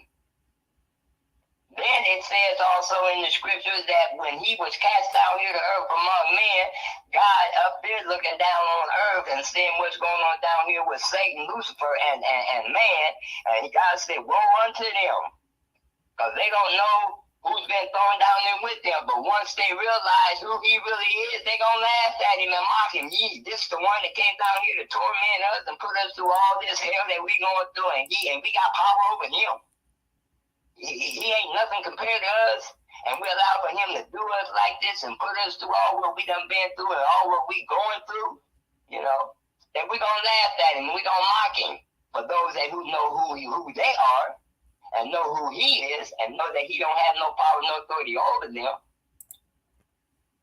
And it's a beautiful thing when you see that. You know, I say reality. Wake up to the whole total of reality. Just don't want to accept some parts of reality, and the ones that you don't, you want to reject, act like it ain't real. Accept all reality of what's going on in the world, good and bad. You know what I'm saying? Right or wrong. Because once you know the truth, you're going to be set free from all that other stuff anyway. But you'll never get to that point until you realize who you are. Know who you are. That's my theme. I always say, know who you are and know who you are in. Because you already know God wouldn't be a just God if he would have you in this earth and you not knowing who you really are. Mm-hmm. God's not like that. He don't work that way. Right. So I'm hoping this open up a little bit of insight to some of you out there to get a more understanding of what's going on, to help you with your life, to make your decision which direction you want to go, what road you want to continue to be on. You want to be on that wide road of what they call, that Jesus used as the wide world that the road that leads into destruction and death, you know, which is the world, you know, or the narrow road which lead you into eternal life and into the kingdom. You have that choice. If you end up in a place you don't want to be once you leave this earth, it ain't nobody's fault but yours. Right. That's why when we stand before God at the end of it all, when it's all said and done, I don't care how many people you know in this world, when you stand before him, it's just going to be you and you only. You can't take none of your friends. You can't take none of the people that was so crazy about you and all the masked friends and people that you knew. And nobody going to be standing there with you but just you and God. Because that's one road that you do go down by yourself. You can't have no set-ins. You know, you can't have no proxies, as we call it in the political arena. Mm-hmm. You can have somebody else take your vote for you somewhere if you can't take it. You know, you're going to have to stand for him yourself. Mm-hmm. And every idle word that comes out of your mouth that you speak, from the time you're able to speak words up until the time that you can't speak no more words, you're going to have to be accountable for those words too. Because that's why I say always be careful what you say. Because there's a God up there that he records everything that you say. That's why I tell y'all, man. That's why I tell y'all, box cleverly with your language, man. It ain't just for YouTube, man. And not only that, but Jesus, he puts it this way. Jesus said, be slow to speak and quick to hear. Mm-hmm. Be quick to hear and slow to speak. Right. A lot of people do the opposite of that. Right. We have to learn how to do it in order, you know. Right. We have to be slow to speak and be quick to hear, because see, a lot of times people can talk to you so fast, you know, that you don't hear all what they be saying, but then yet you be so quick to give a reply or a response back to it. Right. And it ain't always what it's supposed to be when you come out your mouth. Right. But once it come out your mouth, it's out there. You can't take it back. Yeah, man. Definitely got to box clever with your language, and that's why I always be telling y'all, man, to box cleverly with your language, man, and not just so you can avoid being flagged or strikes or whatever the situation may be through your content you put on YouTube, right, or Facebook or whatever the situation may be. But you know, you got to watch what you saying out your mouth, man, because like my pop said, once you speak your words, your language into existence, it's there. You can't take it back. That's just like the internet. When you put something on the internet, it's there forever. You cannot. You might think you erased it, but somebody saw it and snapped it or screenshotted it, screen grabbed it, or something like that. It's out there, and you know what I'm saying. I just want y'all to understand the correlation between the two. You know what I'm saying. You know what I mean. Once you put something on the internet, it's out there. Once you speak something out of your mouth, it's out there, man. And it may manifest in ways that you don't even realize it's going to do, because you're not spiritually aware, inclined to know that when you say something out your mouth, it has power behind it. You know what I'm saying? Literally everything, just the fact that the Most High records everything you say should let you know how powerful what you say is. Right. I'm gonna repeat that, man, because I think that's something that's an ill thing right there, man. You know what I'm saying? Look at how powerful what we say actually is, to the point to where the Most High literally records every word you speak, from the time you can put together thoughts in your head to even form it, to say it out your mouth, until the day that you can no longer even use your physical mouth, but he still is recording what you say when you think it. Think about that. So that lets you know how powerful language is, especially in this reality. And this is one of the reasons why so many languages are so many, because when you think about all these different languages in this reality anyway, right? All of these languages are here to confuse you about what language is. You know what I'm saying? So you get caught up in the variety of languages, but you know what I mean? Basically, you just need to know one thing. You know what I'm saying? And when you start studying all these languages, you start noticing that they are all saying the same thing. You know what I mean? In a different way, which is designed to keep you from focusing on that. You know what I'm saying? You think it's so different because this word is said this way in this language, or in this dialect, or this accent, or in this tone. You think it says it means something different here, but it all actually is stemming from the same base word. You know what I mean? You just gotta have the eyes to be able to see through that stuff, man.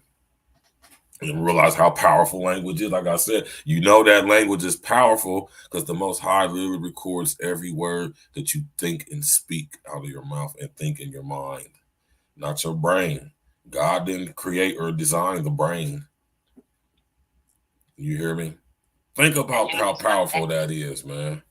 And you saying that, son, to give a simple example of, like you were just saying about different words that you can say one word, but it has so many different, meanings to it, and even with the languages, there's been of confusion and everything. You can take the simple word whole. Mm-hmm. That's WHOLE. Then there's WHO. Then there's HO. Right. There's three different ways you can say whole, but they all had different meaning. Right. And it goes back to, like you were saying, and that different languages, it causes confusion, because that's what happened with the Tower of Babel. Yes. That they all spoke one language and one tongue, right. And one speech. And God said, well, that if they all stay on that same accord, that ain't nothing they cannot accomplish that they set their mind out to do. Right. So let us go down there among them and confuse their languages. Right. And that's what he had to do. Confuse the languages. Right. Now think about this. Shout out to Project Leroy, man. 2 ears, 1 mouth for that reason. You heard me. Shout out to my brother Project Leroy, man. Now think about this though, y'all, man. You know what I'm saying? Now, a lot of people ask me when I bring this up, and they say, "Well, Virg, well, what was the language that they spoke?" Right? Before the language got confused. See, that's the thing, y'all. In order to understand this paradigm, in order to enter out of understand this paradigm, you have to use your higher thinking, which is you have to go into your spiritual thinking, right?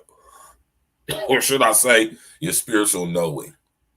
Because there's a difference between what you think and what you know. I wonder if y'all know that. Anyway, right? The thing is, and this goes back to the story of the Tower of Babel, right? They all spoke the same language, but y'all got to understand, y'all got to understand they didn't speak a language with their mouths. Think about that, y'all. And if we were, in what way could we all understand each other and we all spoke the same exact language, right? To the point to where we could be somewhere in the Garden of Eden thinking we being slick, eating of the tree, good and evil, the knowledge of good and evil, and God heard it. And when he said something to Adam, he instantly heard it. You think he literally spoke to him like how I'm speaking to you? Go ahead, son. I know where you're going with that, man. You're right. And this is what I'm saying. Definitely right. This is what I'm saying, y'all. Y'all use your higher thinking, man. You know what I'm saying? You know what I mean?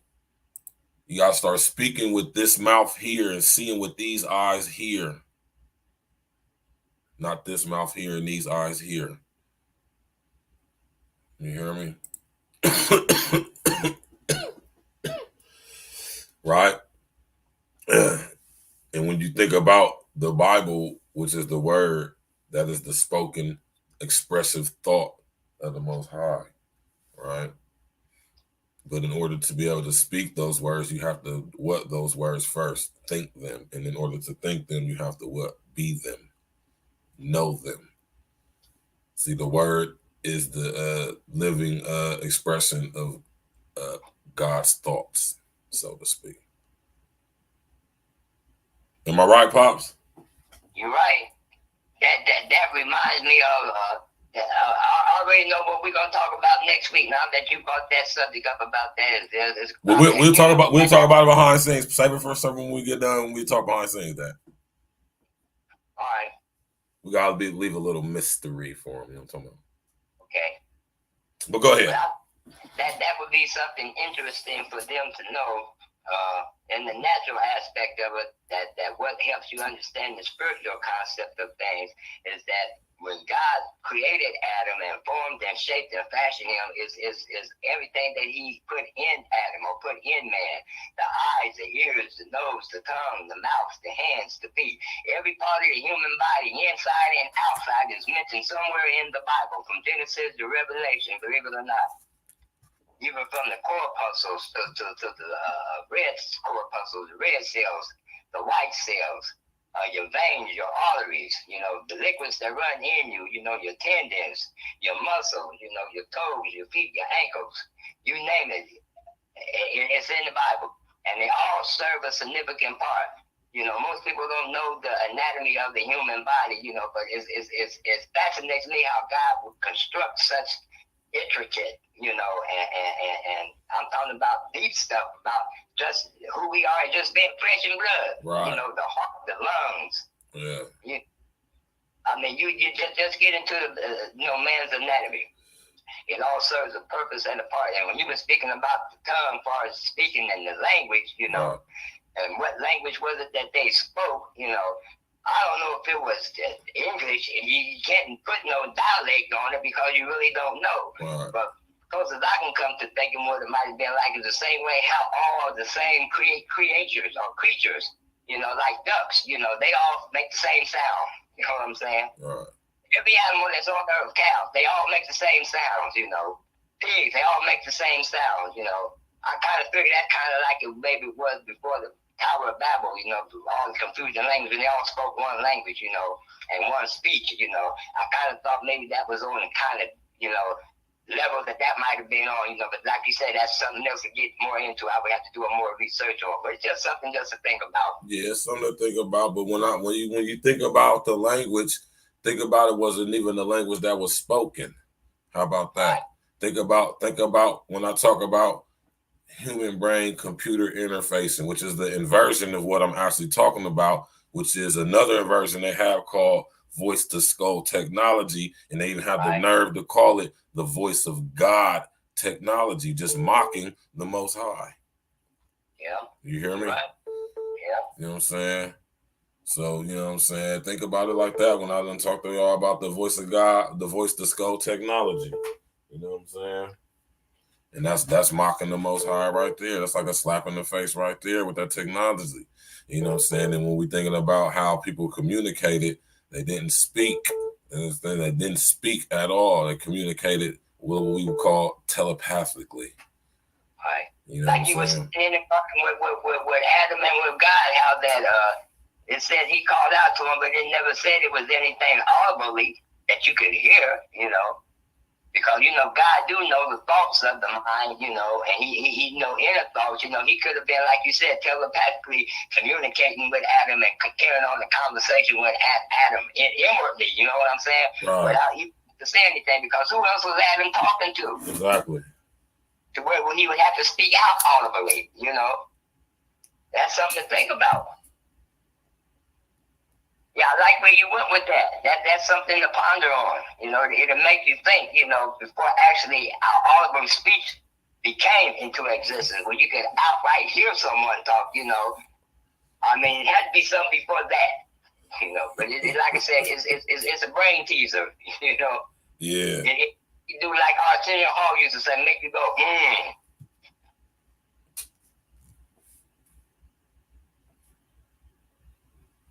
But there's so many different levels to that, like you said, I mean, the more you get into it, the more you want to know and the more there is to be known, Right, and that's a fact. And I just be challenging y'all just to think, like I say, with an open mind. Not a deep mind, not a smart mind, not a brilliant mind, not a smart mind, but an open mind, right? You know what I'm saying? Language is limiting.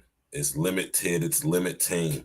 You cannot fully express the Most High's thoughts through words. Another example of that too, son, that it just came to me that remember sometimes how when 2 or 3 people can be together, or you can be with somebody and talking or something, and then you would say, I was just thinking the same thing, or I was just getting ready to say the same thing that you got ready to say. So that's something to think about too. Yeah, that's confirmation. That lets you, was just saying. That lets you know that our language, that's just another topic that I could just break down the etymology on words for y'all, man. You know what I'm saying? But language is what locks us in to the hive mind of LSD, which is manifesting through the unintelligent artificial intelligence. Y'all have to understand this. Y'all have to understand this stuff, man, and understand how it's all connected. You have to be able to understand this stuff, y'all, man. The unintelligent artificial intelligence is the digital holographic manifestation of LSD. Yeah. You hear me?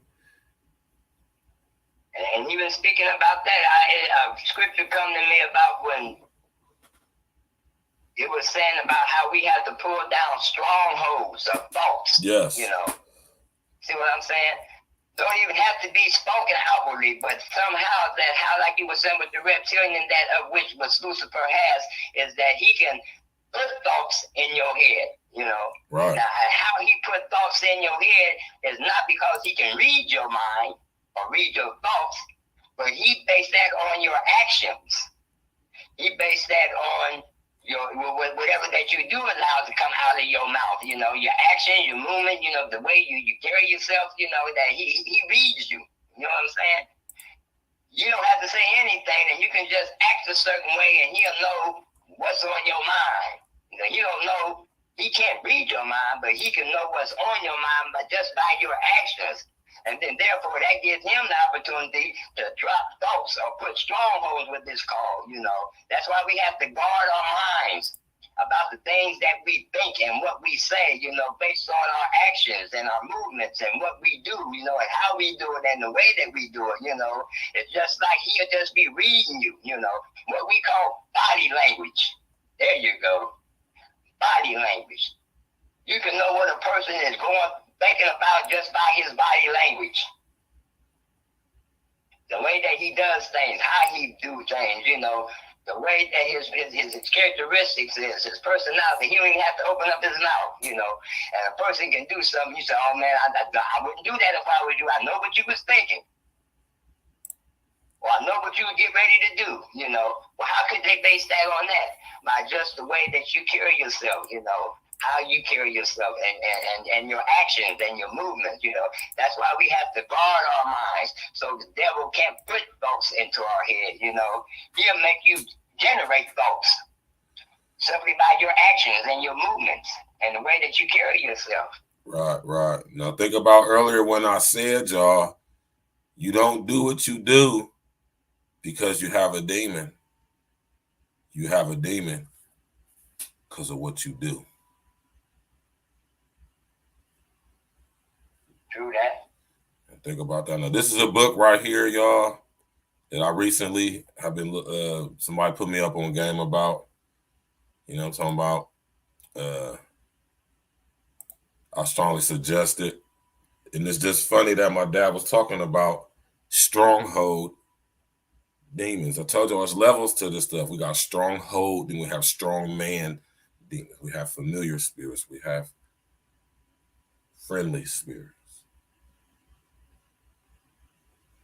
Levels to this stuff, y'all, man. You hear me? You know what I'm saying? The boy LSD brought a lot of different type of angels down with him, man. They end up turning into demons. And there's different breeds. And just think about Thanos. Think about Thanos.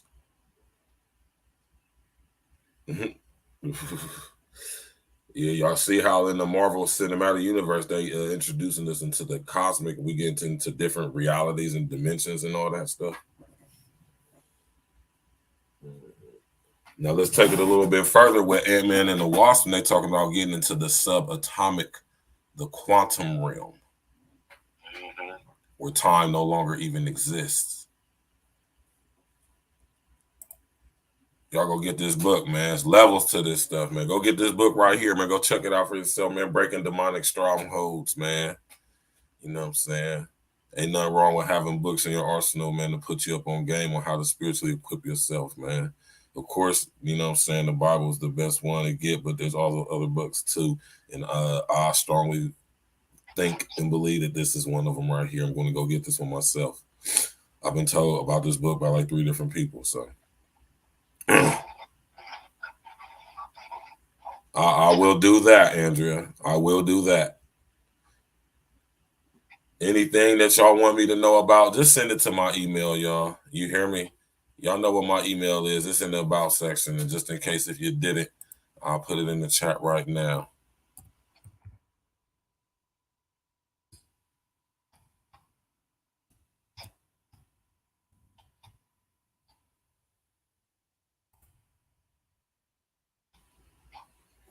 I just put it in the chat next to my name. That's my email, man. Anything, any information y'all want to send me, articles, something y'all want me to talk about on the show and break down and do and dig into and break down like how y'all know Stacks the Facts, break it down. Just let me know, man.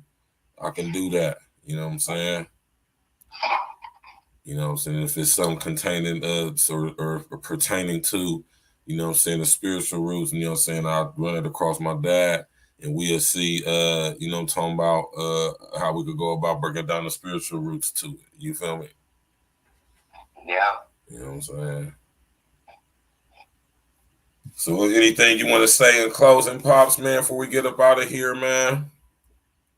Well, I'd just like to thank my YouTube family again for tuning in with us this week. And listen, I hope everybody that heard what was going on tonight got something out of it. I hope it widened your understanding of not only just things that we talked about, but also to get more into who you are and find out more who you are. We'll be coming together more and more soon, you know, to where that I'll start being in person, because I like to see your face as well as you like to be able to see my face, because it has more of an effect, you know, when we'll be discussing certain things. And for everyone to have a good week, a blessed week, you know, rebuke and tear down anything that come against you, you know, because you are greater than that, and you have the power and authority over all things that is not right, you know, and you can call things as though they be not, as though they were for yourself. Anything that you're coming against, you know, rebuke it, tear it down, from strongholds to those that are out there, you know, trying to do you wrong or trying to make it hard for you. Just know that you are the King's kid. Know that you have the power and the authority, and everything's going to be all right for you, because you also is very important of your own destiny, you know. You have that power and authority to do those things, you know. So just go out there and have a beautiful week. Share what you know with someone else, you know, because you also are a valuable tool to someone that you can share something with that you know that is valuable, that it'll help them out as well as help yourself. And I just put my love and send my love out there to all you out there in Tube Land. And continue to pray for me, and I'll pray for you. And like I always say, we're going to do this, and we're going to do it together, and we're going to get it done. You hear me? All right, possible, man. I'm about to hit you back so we can talk about that next week demonstration, man. Don't forget either, man. All right. All right. Love you. All right, love you too, man. Yeah, man. You already know what it is, man. Yeah, man. I'm glad y'all appreciate it, man, though, because I know people like this type of stuff, man. Don't nobody know the Bible that I know personally more than my pops, you know what I'm saying? Not only as far as like remembering scriptures and actually reading it, but can actually break down what it's actually meaning, what it's saying, you know what I'm saying? Who has an over inner understanding of etymology and what words actually mean, you know what I'm saying? You know what I mean? So, you know, it's a beautiful thing. Thanks everybody for coming out. I appreciate it. You know, I'm just doing my part, man. You know, yeah, it ain't even about me. It ain't about me.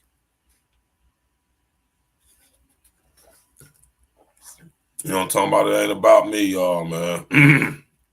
It's about y'all. It's about us, man. And you know, you gotta, yeah, you already know, man. Salute to my pops, man. You know what I'm saying? You know what I mean? Like he said, this is not just for good for y'all, man. This is good for us too, man. This is helping us heal amongst the you know what I'm saying, the generational demons that we got upon our family structure. You hear me? Like everybody else got. So don't make no mistakes about it, man. You know what I'm talking about? You know what I'm saying? This is very, very cathartic. You feel me? You know what I'm saying? It's very cathartic. You know what I mean? Yeah, man. Y'all know what it is, man. You hear me? Levels to this stuff out here, y'all, man. You hear what I'm saying, man? Levels. Big levels out here, man. Big boy levels to this stuff out here, man. And this is why we got to come together, me and my pops, man, and drop these jewels, these gems, drop this game on y'all, man. So y'all can understand that there's levels to this stuff, man. You hear me?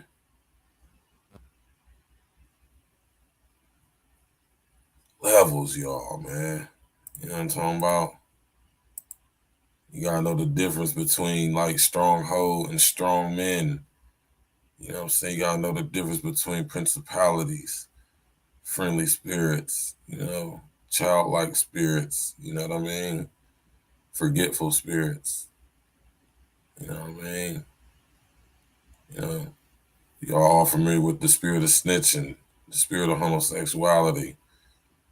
Y'all familiar with a lot of these joints, man. It's a lot that y'all not familiar with, though. Like familiar spirits. You feel me? Levels, y'all, man. Big boy levels, man. Tap in and walk with me and my pops on Sundays. We're going to get to the spiritual roots of it, man. And we're going to put y'all up on game about these levels. What y'all know about the Gregories, man? Huh? Did y'all learn something tonight? Put a 1 in the chat if you learned something new tonight, man. You know what I mean? Put a 1 in the chat if you learned something new. If you heard something you never heard before tonight. Yeah. You know what I'm talking about? Spiritual Roots Sundays over here at A-Real Talk Podcast, man. Love y'all, man. For real, man. We got to get to the roots, man. And the only way you're going to get to the roots is if you got to get to the spiritual roots, man. It's an absolute must that you get to those roots, because if you don't get to those roots, then you just ain't getting to the roots. You're just scraping the surface, scathing the surface. You know what I mean? Yeah. Forgetful spirits, vengeful spirits. Like I said, y'all all familiar with the spirit of snitching. We've been very, very acquainted with the spirit of snitching, the spirit of homosexuality, the spirit of lust, the spirit of greed, deceit, which we now call finessing. Right. What y'all know about them Gregories, though?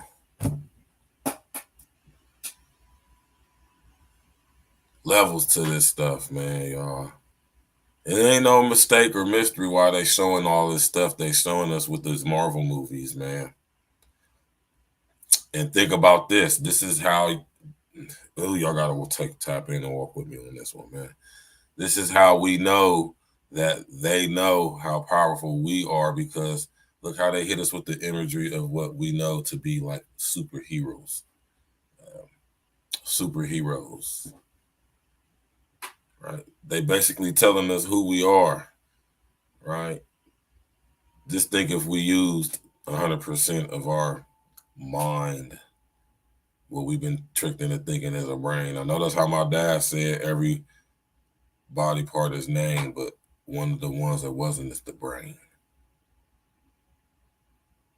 It talks about the heart and everything else, but it don't say nothing about a brain. Now, that's a powerful paradigm in itself right there, y'all. The heart is mentioned. The lungs are mentioned in the Bible. The brain is not ever mentioned.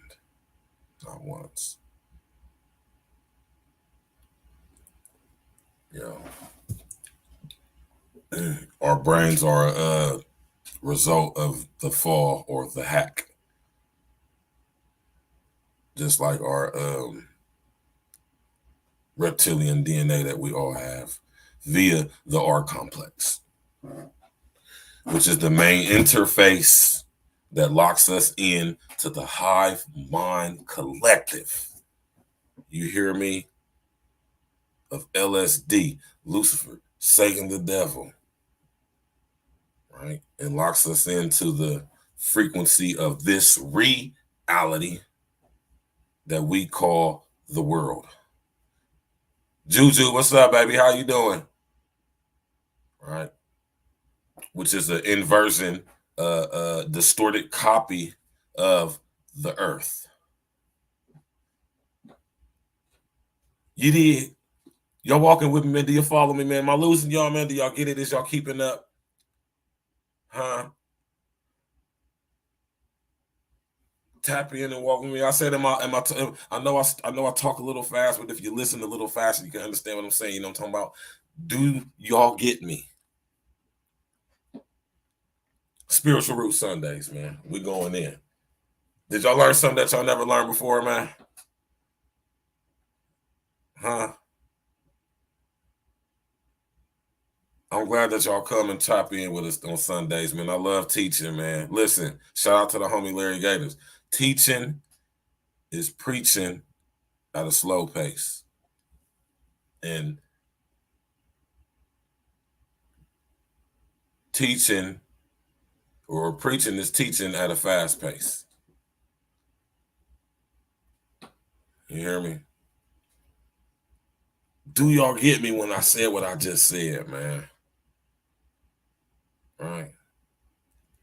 And that's why in this digital holographic electric era, we being manipulated into syncing and linking ourselves with, right, via human brain computer interfacing, which is locking us into the hive mind collective of LSD, right? And you wonder why I talk about it so much. And then, like I said, they selling it to us like it's cool. And this is the most illest form of warfare ever, right? Because it's a combination of physical, biological, and spiritual, mental warfare, right? Perceptual now, even perceptual warfare. The very way that you perceive reality is under attack. Do y'all understand that? Do y'all over, inner, outer, extra stand that? That's a question. Do y'all get what I'm asking y'all? You understand that the way you perceive reality is under attack?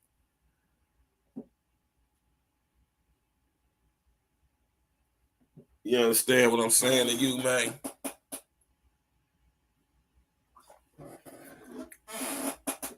Right. And it's only right that you be prepared as much as you possibly can and informed on how to prepare and defend yourself spiritually. Would you not agree on that with me? And that's what me and my pops are here to do, man. It's a pleasure and an honor. You hear me? And a privilege. Because we two fools. And I'm going to always say that every Sunday. We two fools. You feel me? You understand what I'm saying when I say the way that you perceive reality is under attack? The way you perceive yourself is under attack.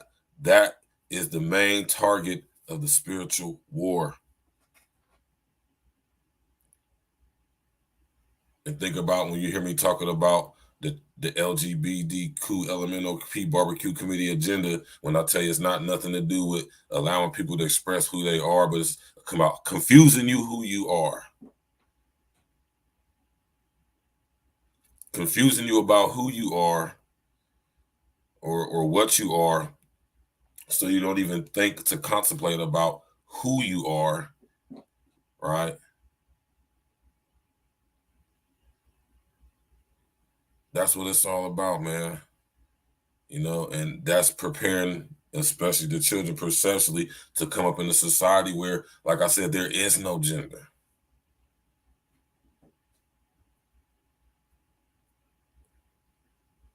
He said two fools with a whole lot of sense. Hey, you know what I mean? It is what it is, man. You know what I'm saying?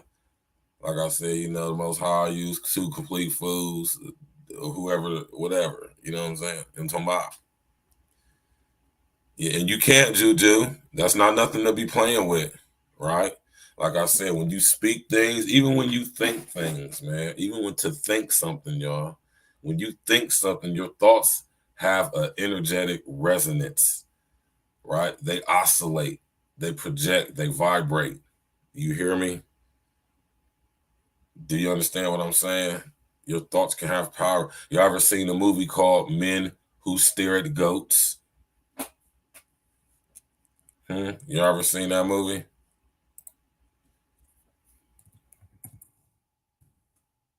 Ever see that movie? Had George Clooney in it, Ewan McGregor, Jeff Bridges, Kevin Spacey, your boy Roger Patrick Payne in it. You know him, Toe Back. Y'all ain't never seen this movie right here, man.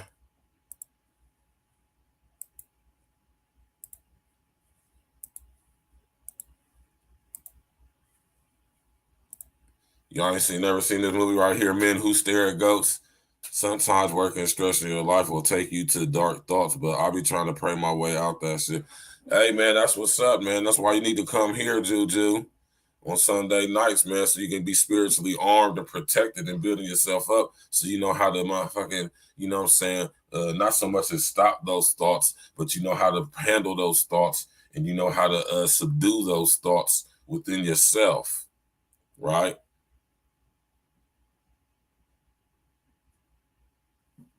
Yeah. Now, mind y'all too, though, because this is something that we're going to get into too. Everything ain't got nothing to do, just because everything is messed up in this reality, everything isn't attracted to or everything isn't associated with or doesn't involve demon time. Some things are bad in your life simply because you're making it that way. It ain't got nothing to do with no demons. How about that?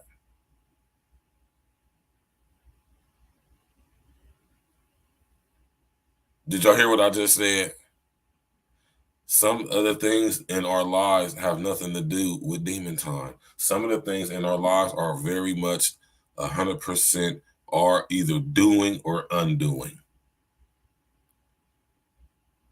And that's the power we have because we have the power to have control over what we do in our lives. See, it's just like in the Matrix when certain programs have certain purposes. You hear me? Think about it like in the Matrix, different programs had different uses and purposes, and they only did what they were programmed to do and nothing else, right?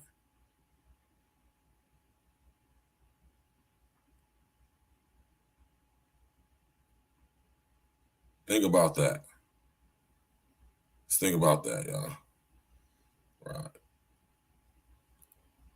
Yeah, man, you got to make sure. That's why I said, make sure my energy is up because the devil's deceitful. You hear me?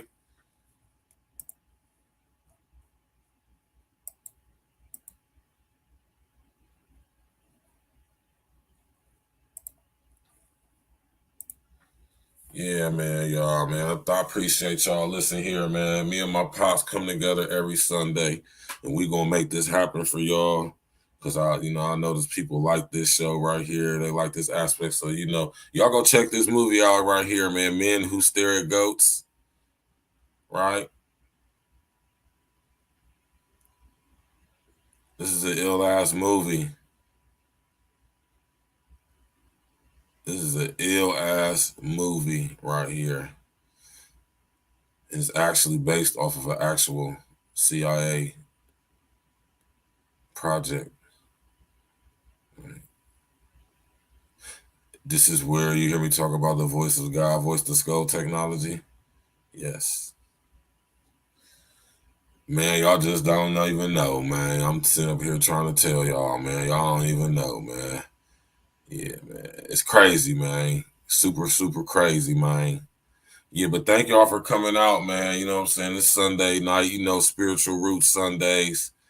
And we definitely just broke down the spiritual roots of warfare, all different types of warfare, specifically, especially spiritual warfare in all its different varieties and ways. You know what I'm saying? Break down the different classes of these motherfucking demons. It's classes, man. It's an army. You think about when we watched the Avengers, man. Infinity Wars and Endgame, man. You hear me? Now, is you gonna be a part of the Avengers? You know what I'm saying? Is you gonna allow your superpowers to remain dormant? Huh? Or are you going to become the person that you're supposed to be spiritually, man, and even all the way around the board physically and all of that?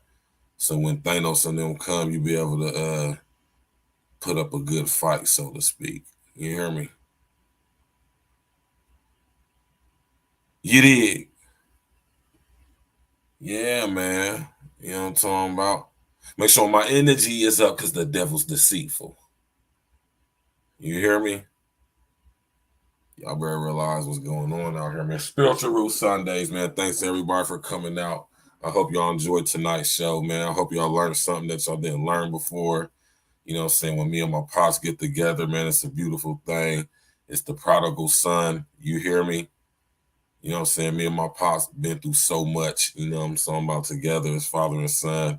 And just for us to still both be here, you know what I'm saying? I'm all part of being a guy who mends the things between you and your father, because, you know, I'm not the only guy that has had a tumultuous relationship growing up with their dad in and out of their life. You feel me?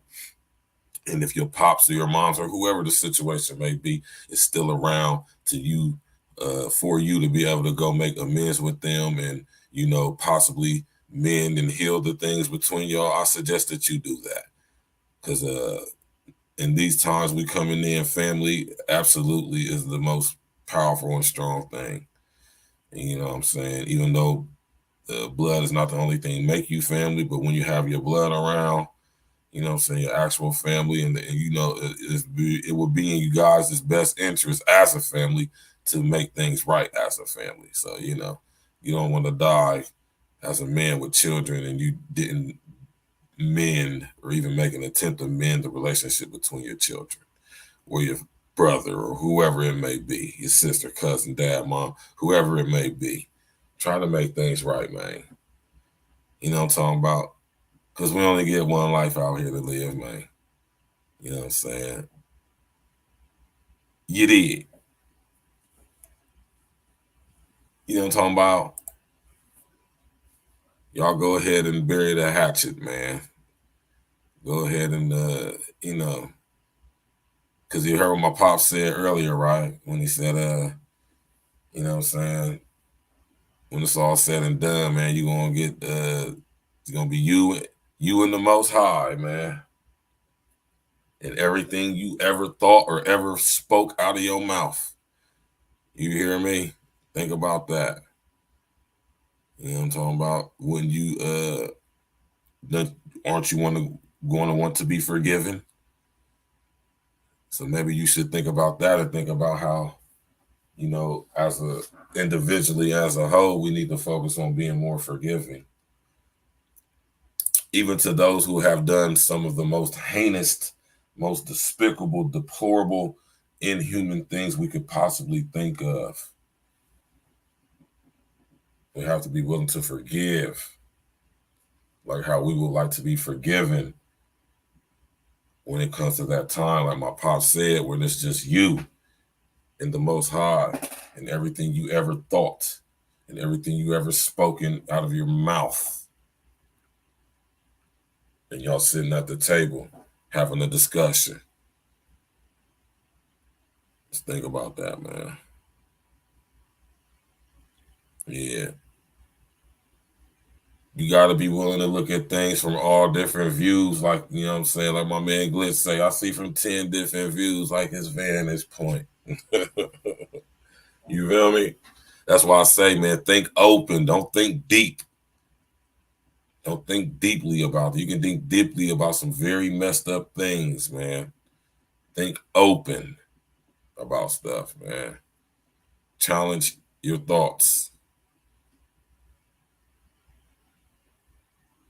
All right.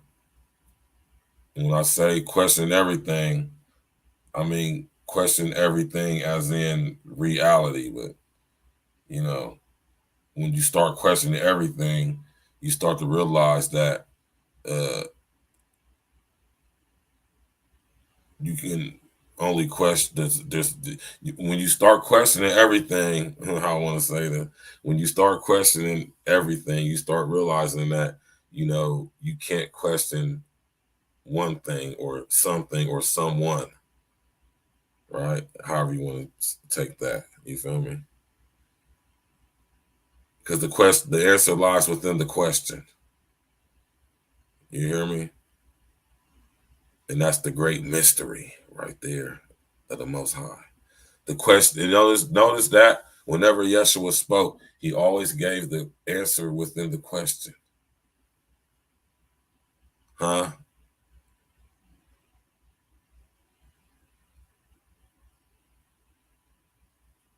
Right?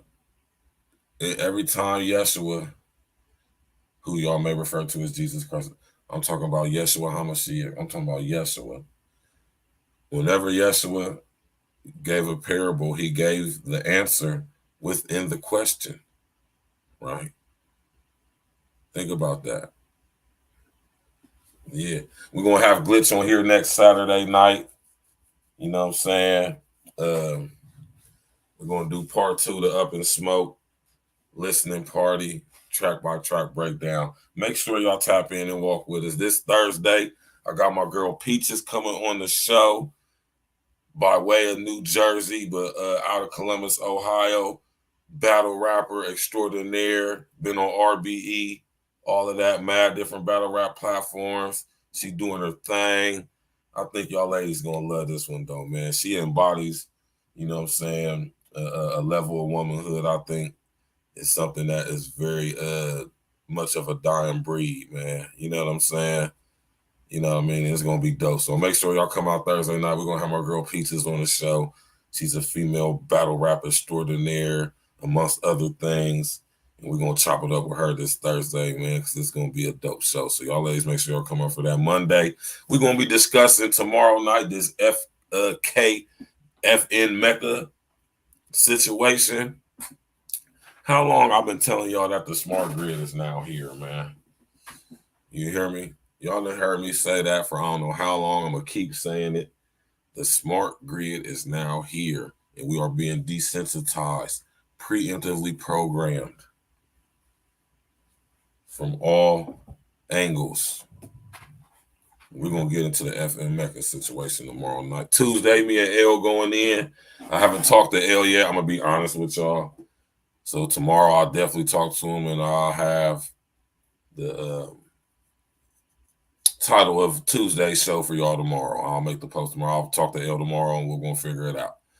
Because I ain't got nothing to do. I done went grocery shopping today and got the laundry done, everything done, the schedule put together. So when I leave the gym tomorrow, I'm coming straight to the crib, and I'm going to just line up the rest of the shows for the rest of the week.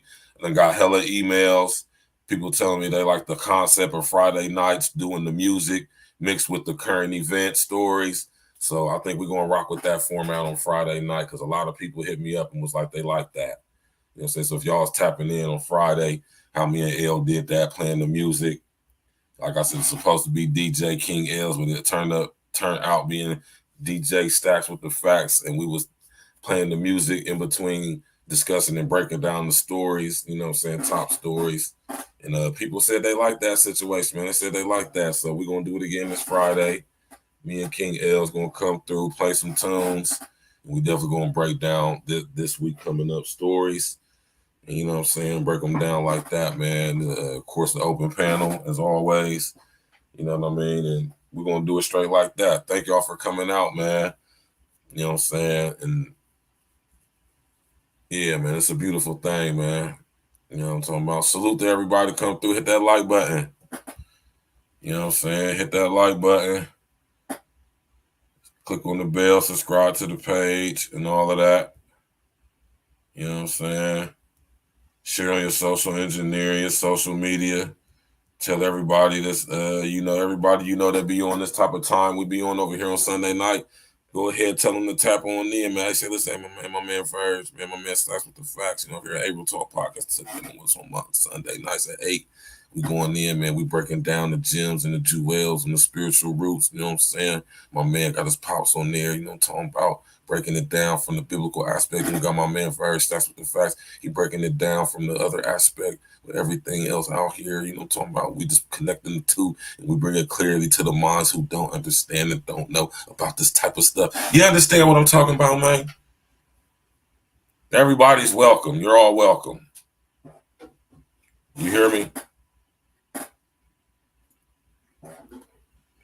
Thanks everybody for coming out tonight, man. You know what I'm talking about? We really appreciate it.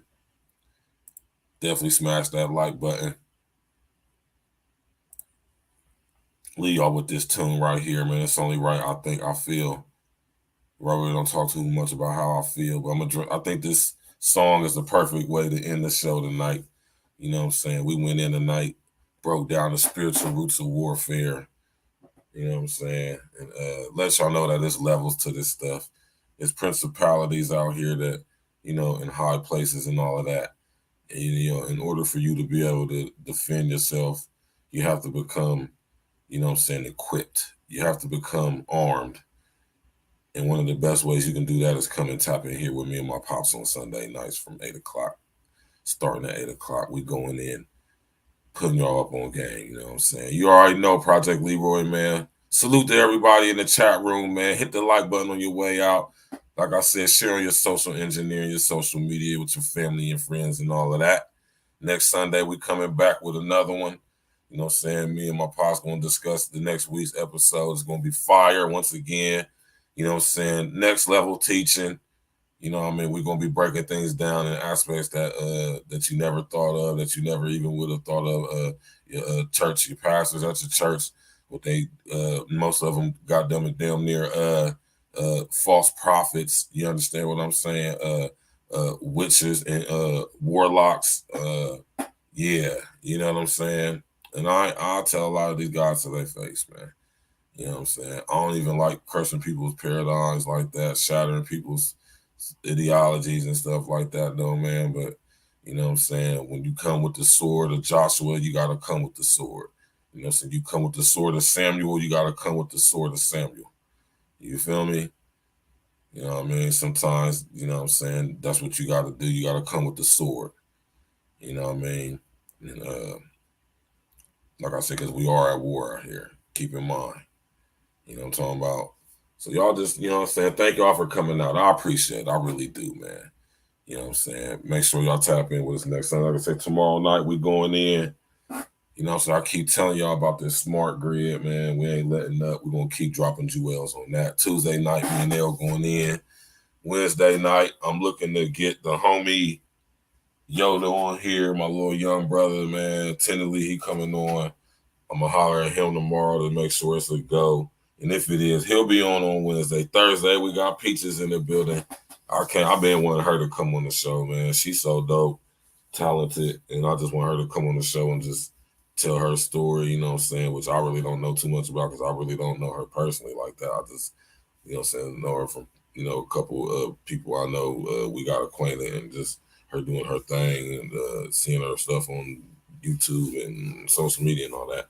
You know what I'm saying? She doing her thing and she from the city, you know what I'm saying, or raised in the city, whatever. But, you know, like I said, I created this platform to give people they shine, man. So, you know what I'm talking about? That's what we're going to do. You know what I'm saying? So Friday, we're going to be in the building again. E&E Fridays, King L's and Stacks with the Facts in the building, man. We're going to be playing a lot of tunes, man, with a mixture of that week's current events, wrap up and break down. You know what I'm saying? We showing y'all different type of content over here at A-Real Talk, man. We switching it up, diversifying the different types of content for everybody. You know, we don't drop content just for any groups of people or certain cultures or anything like that.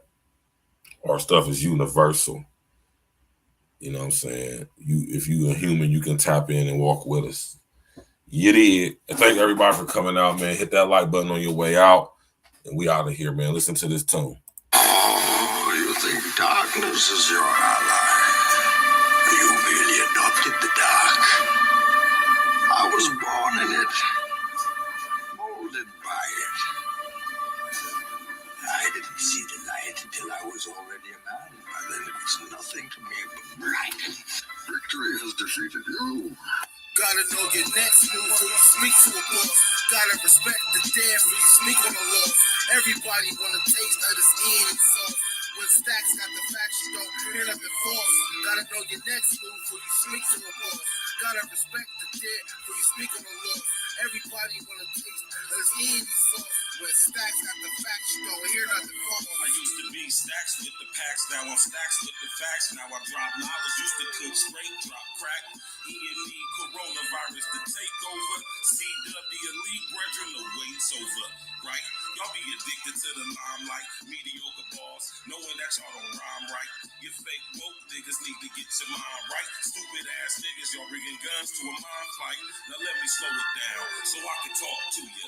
I'm never letting up. If that's your thoughts, screw you. I hypnotize the track like a nigga practice voodoo. Voice of God, Crimson Mist, Tootsies and Hutus. The rap game is in the abyss I can easily swim through. I'm like the Gordon Fisherman and you rappers is seafood. Grand champion, this bitch, you should call me your seafood. Make sure my energy is up cause the devil's deceitful. And everything that we see and sing ain't nothing but a dream inside of another dream. And everything that we see and sing ain't nothing but a dream inside of another dream. Gotta know your next move when you speak to a boss. Gotta respect the dead when you speak on the law. Everybody wanna taste of this end sauce. When stacks got the facts, you don't hear nothing false. Gotta know your next move when you speak to a boss. Gotta respect the dead when you speak on the law. Everybody wanna taste of this end sauce. When stacks got the facts, you don't hear nothing false. Throw them all on a boat, start shipping them off. E&E, get gratuity for tipping them off. Find them in the West Wing, start clipping them off. Let stacks hold them up while I finish them off. I sold no shit, man, I'm sick by the thought. That Ocean 6, that Bellagio vault. Man, we killing everything like a British assault. And if they sick of these kids, we the illest of dogs. All these hating cats is fraud, filled with jealousy. Another beat murder, they charging me with accessory. Brought the cook, got the ingredients and the recipe. Pardon me, I'm still smoking on hydrotherapy. Literally, still getting paper with the printer off. Y'all still don't got no bark, that's a winner call. So fuck y'all, get a permanent flick off. Don't speak to me for less than $250, that's a rip off. Your next move before you speak to a boss. Gotta respect the dead before you speak on the law. Everybody wanna taste of this Andy sauce. When stacks got the facts, you don't hear nothing false. Gotta know your next move before you speak to a boss. Gotta respect the dead before you speak on the law. Everybody wanna taste of this Andy sauce. When stacks got the facts, you don't hear nothing false.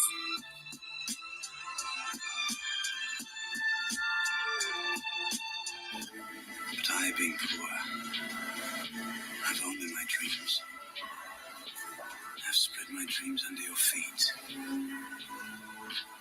Tread softly, because you tread on my dreams. I assume you dream.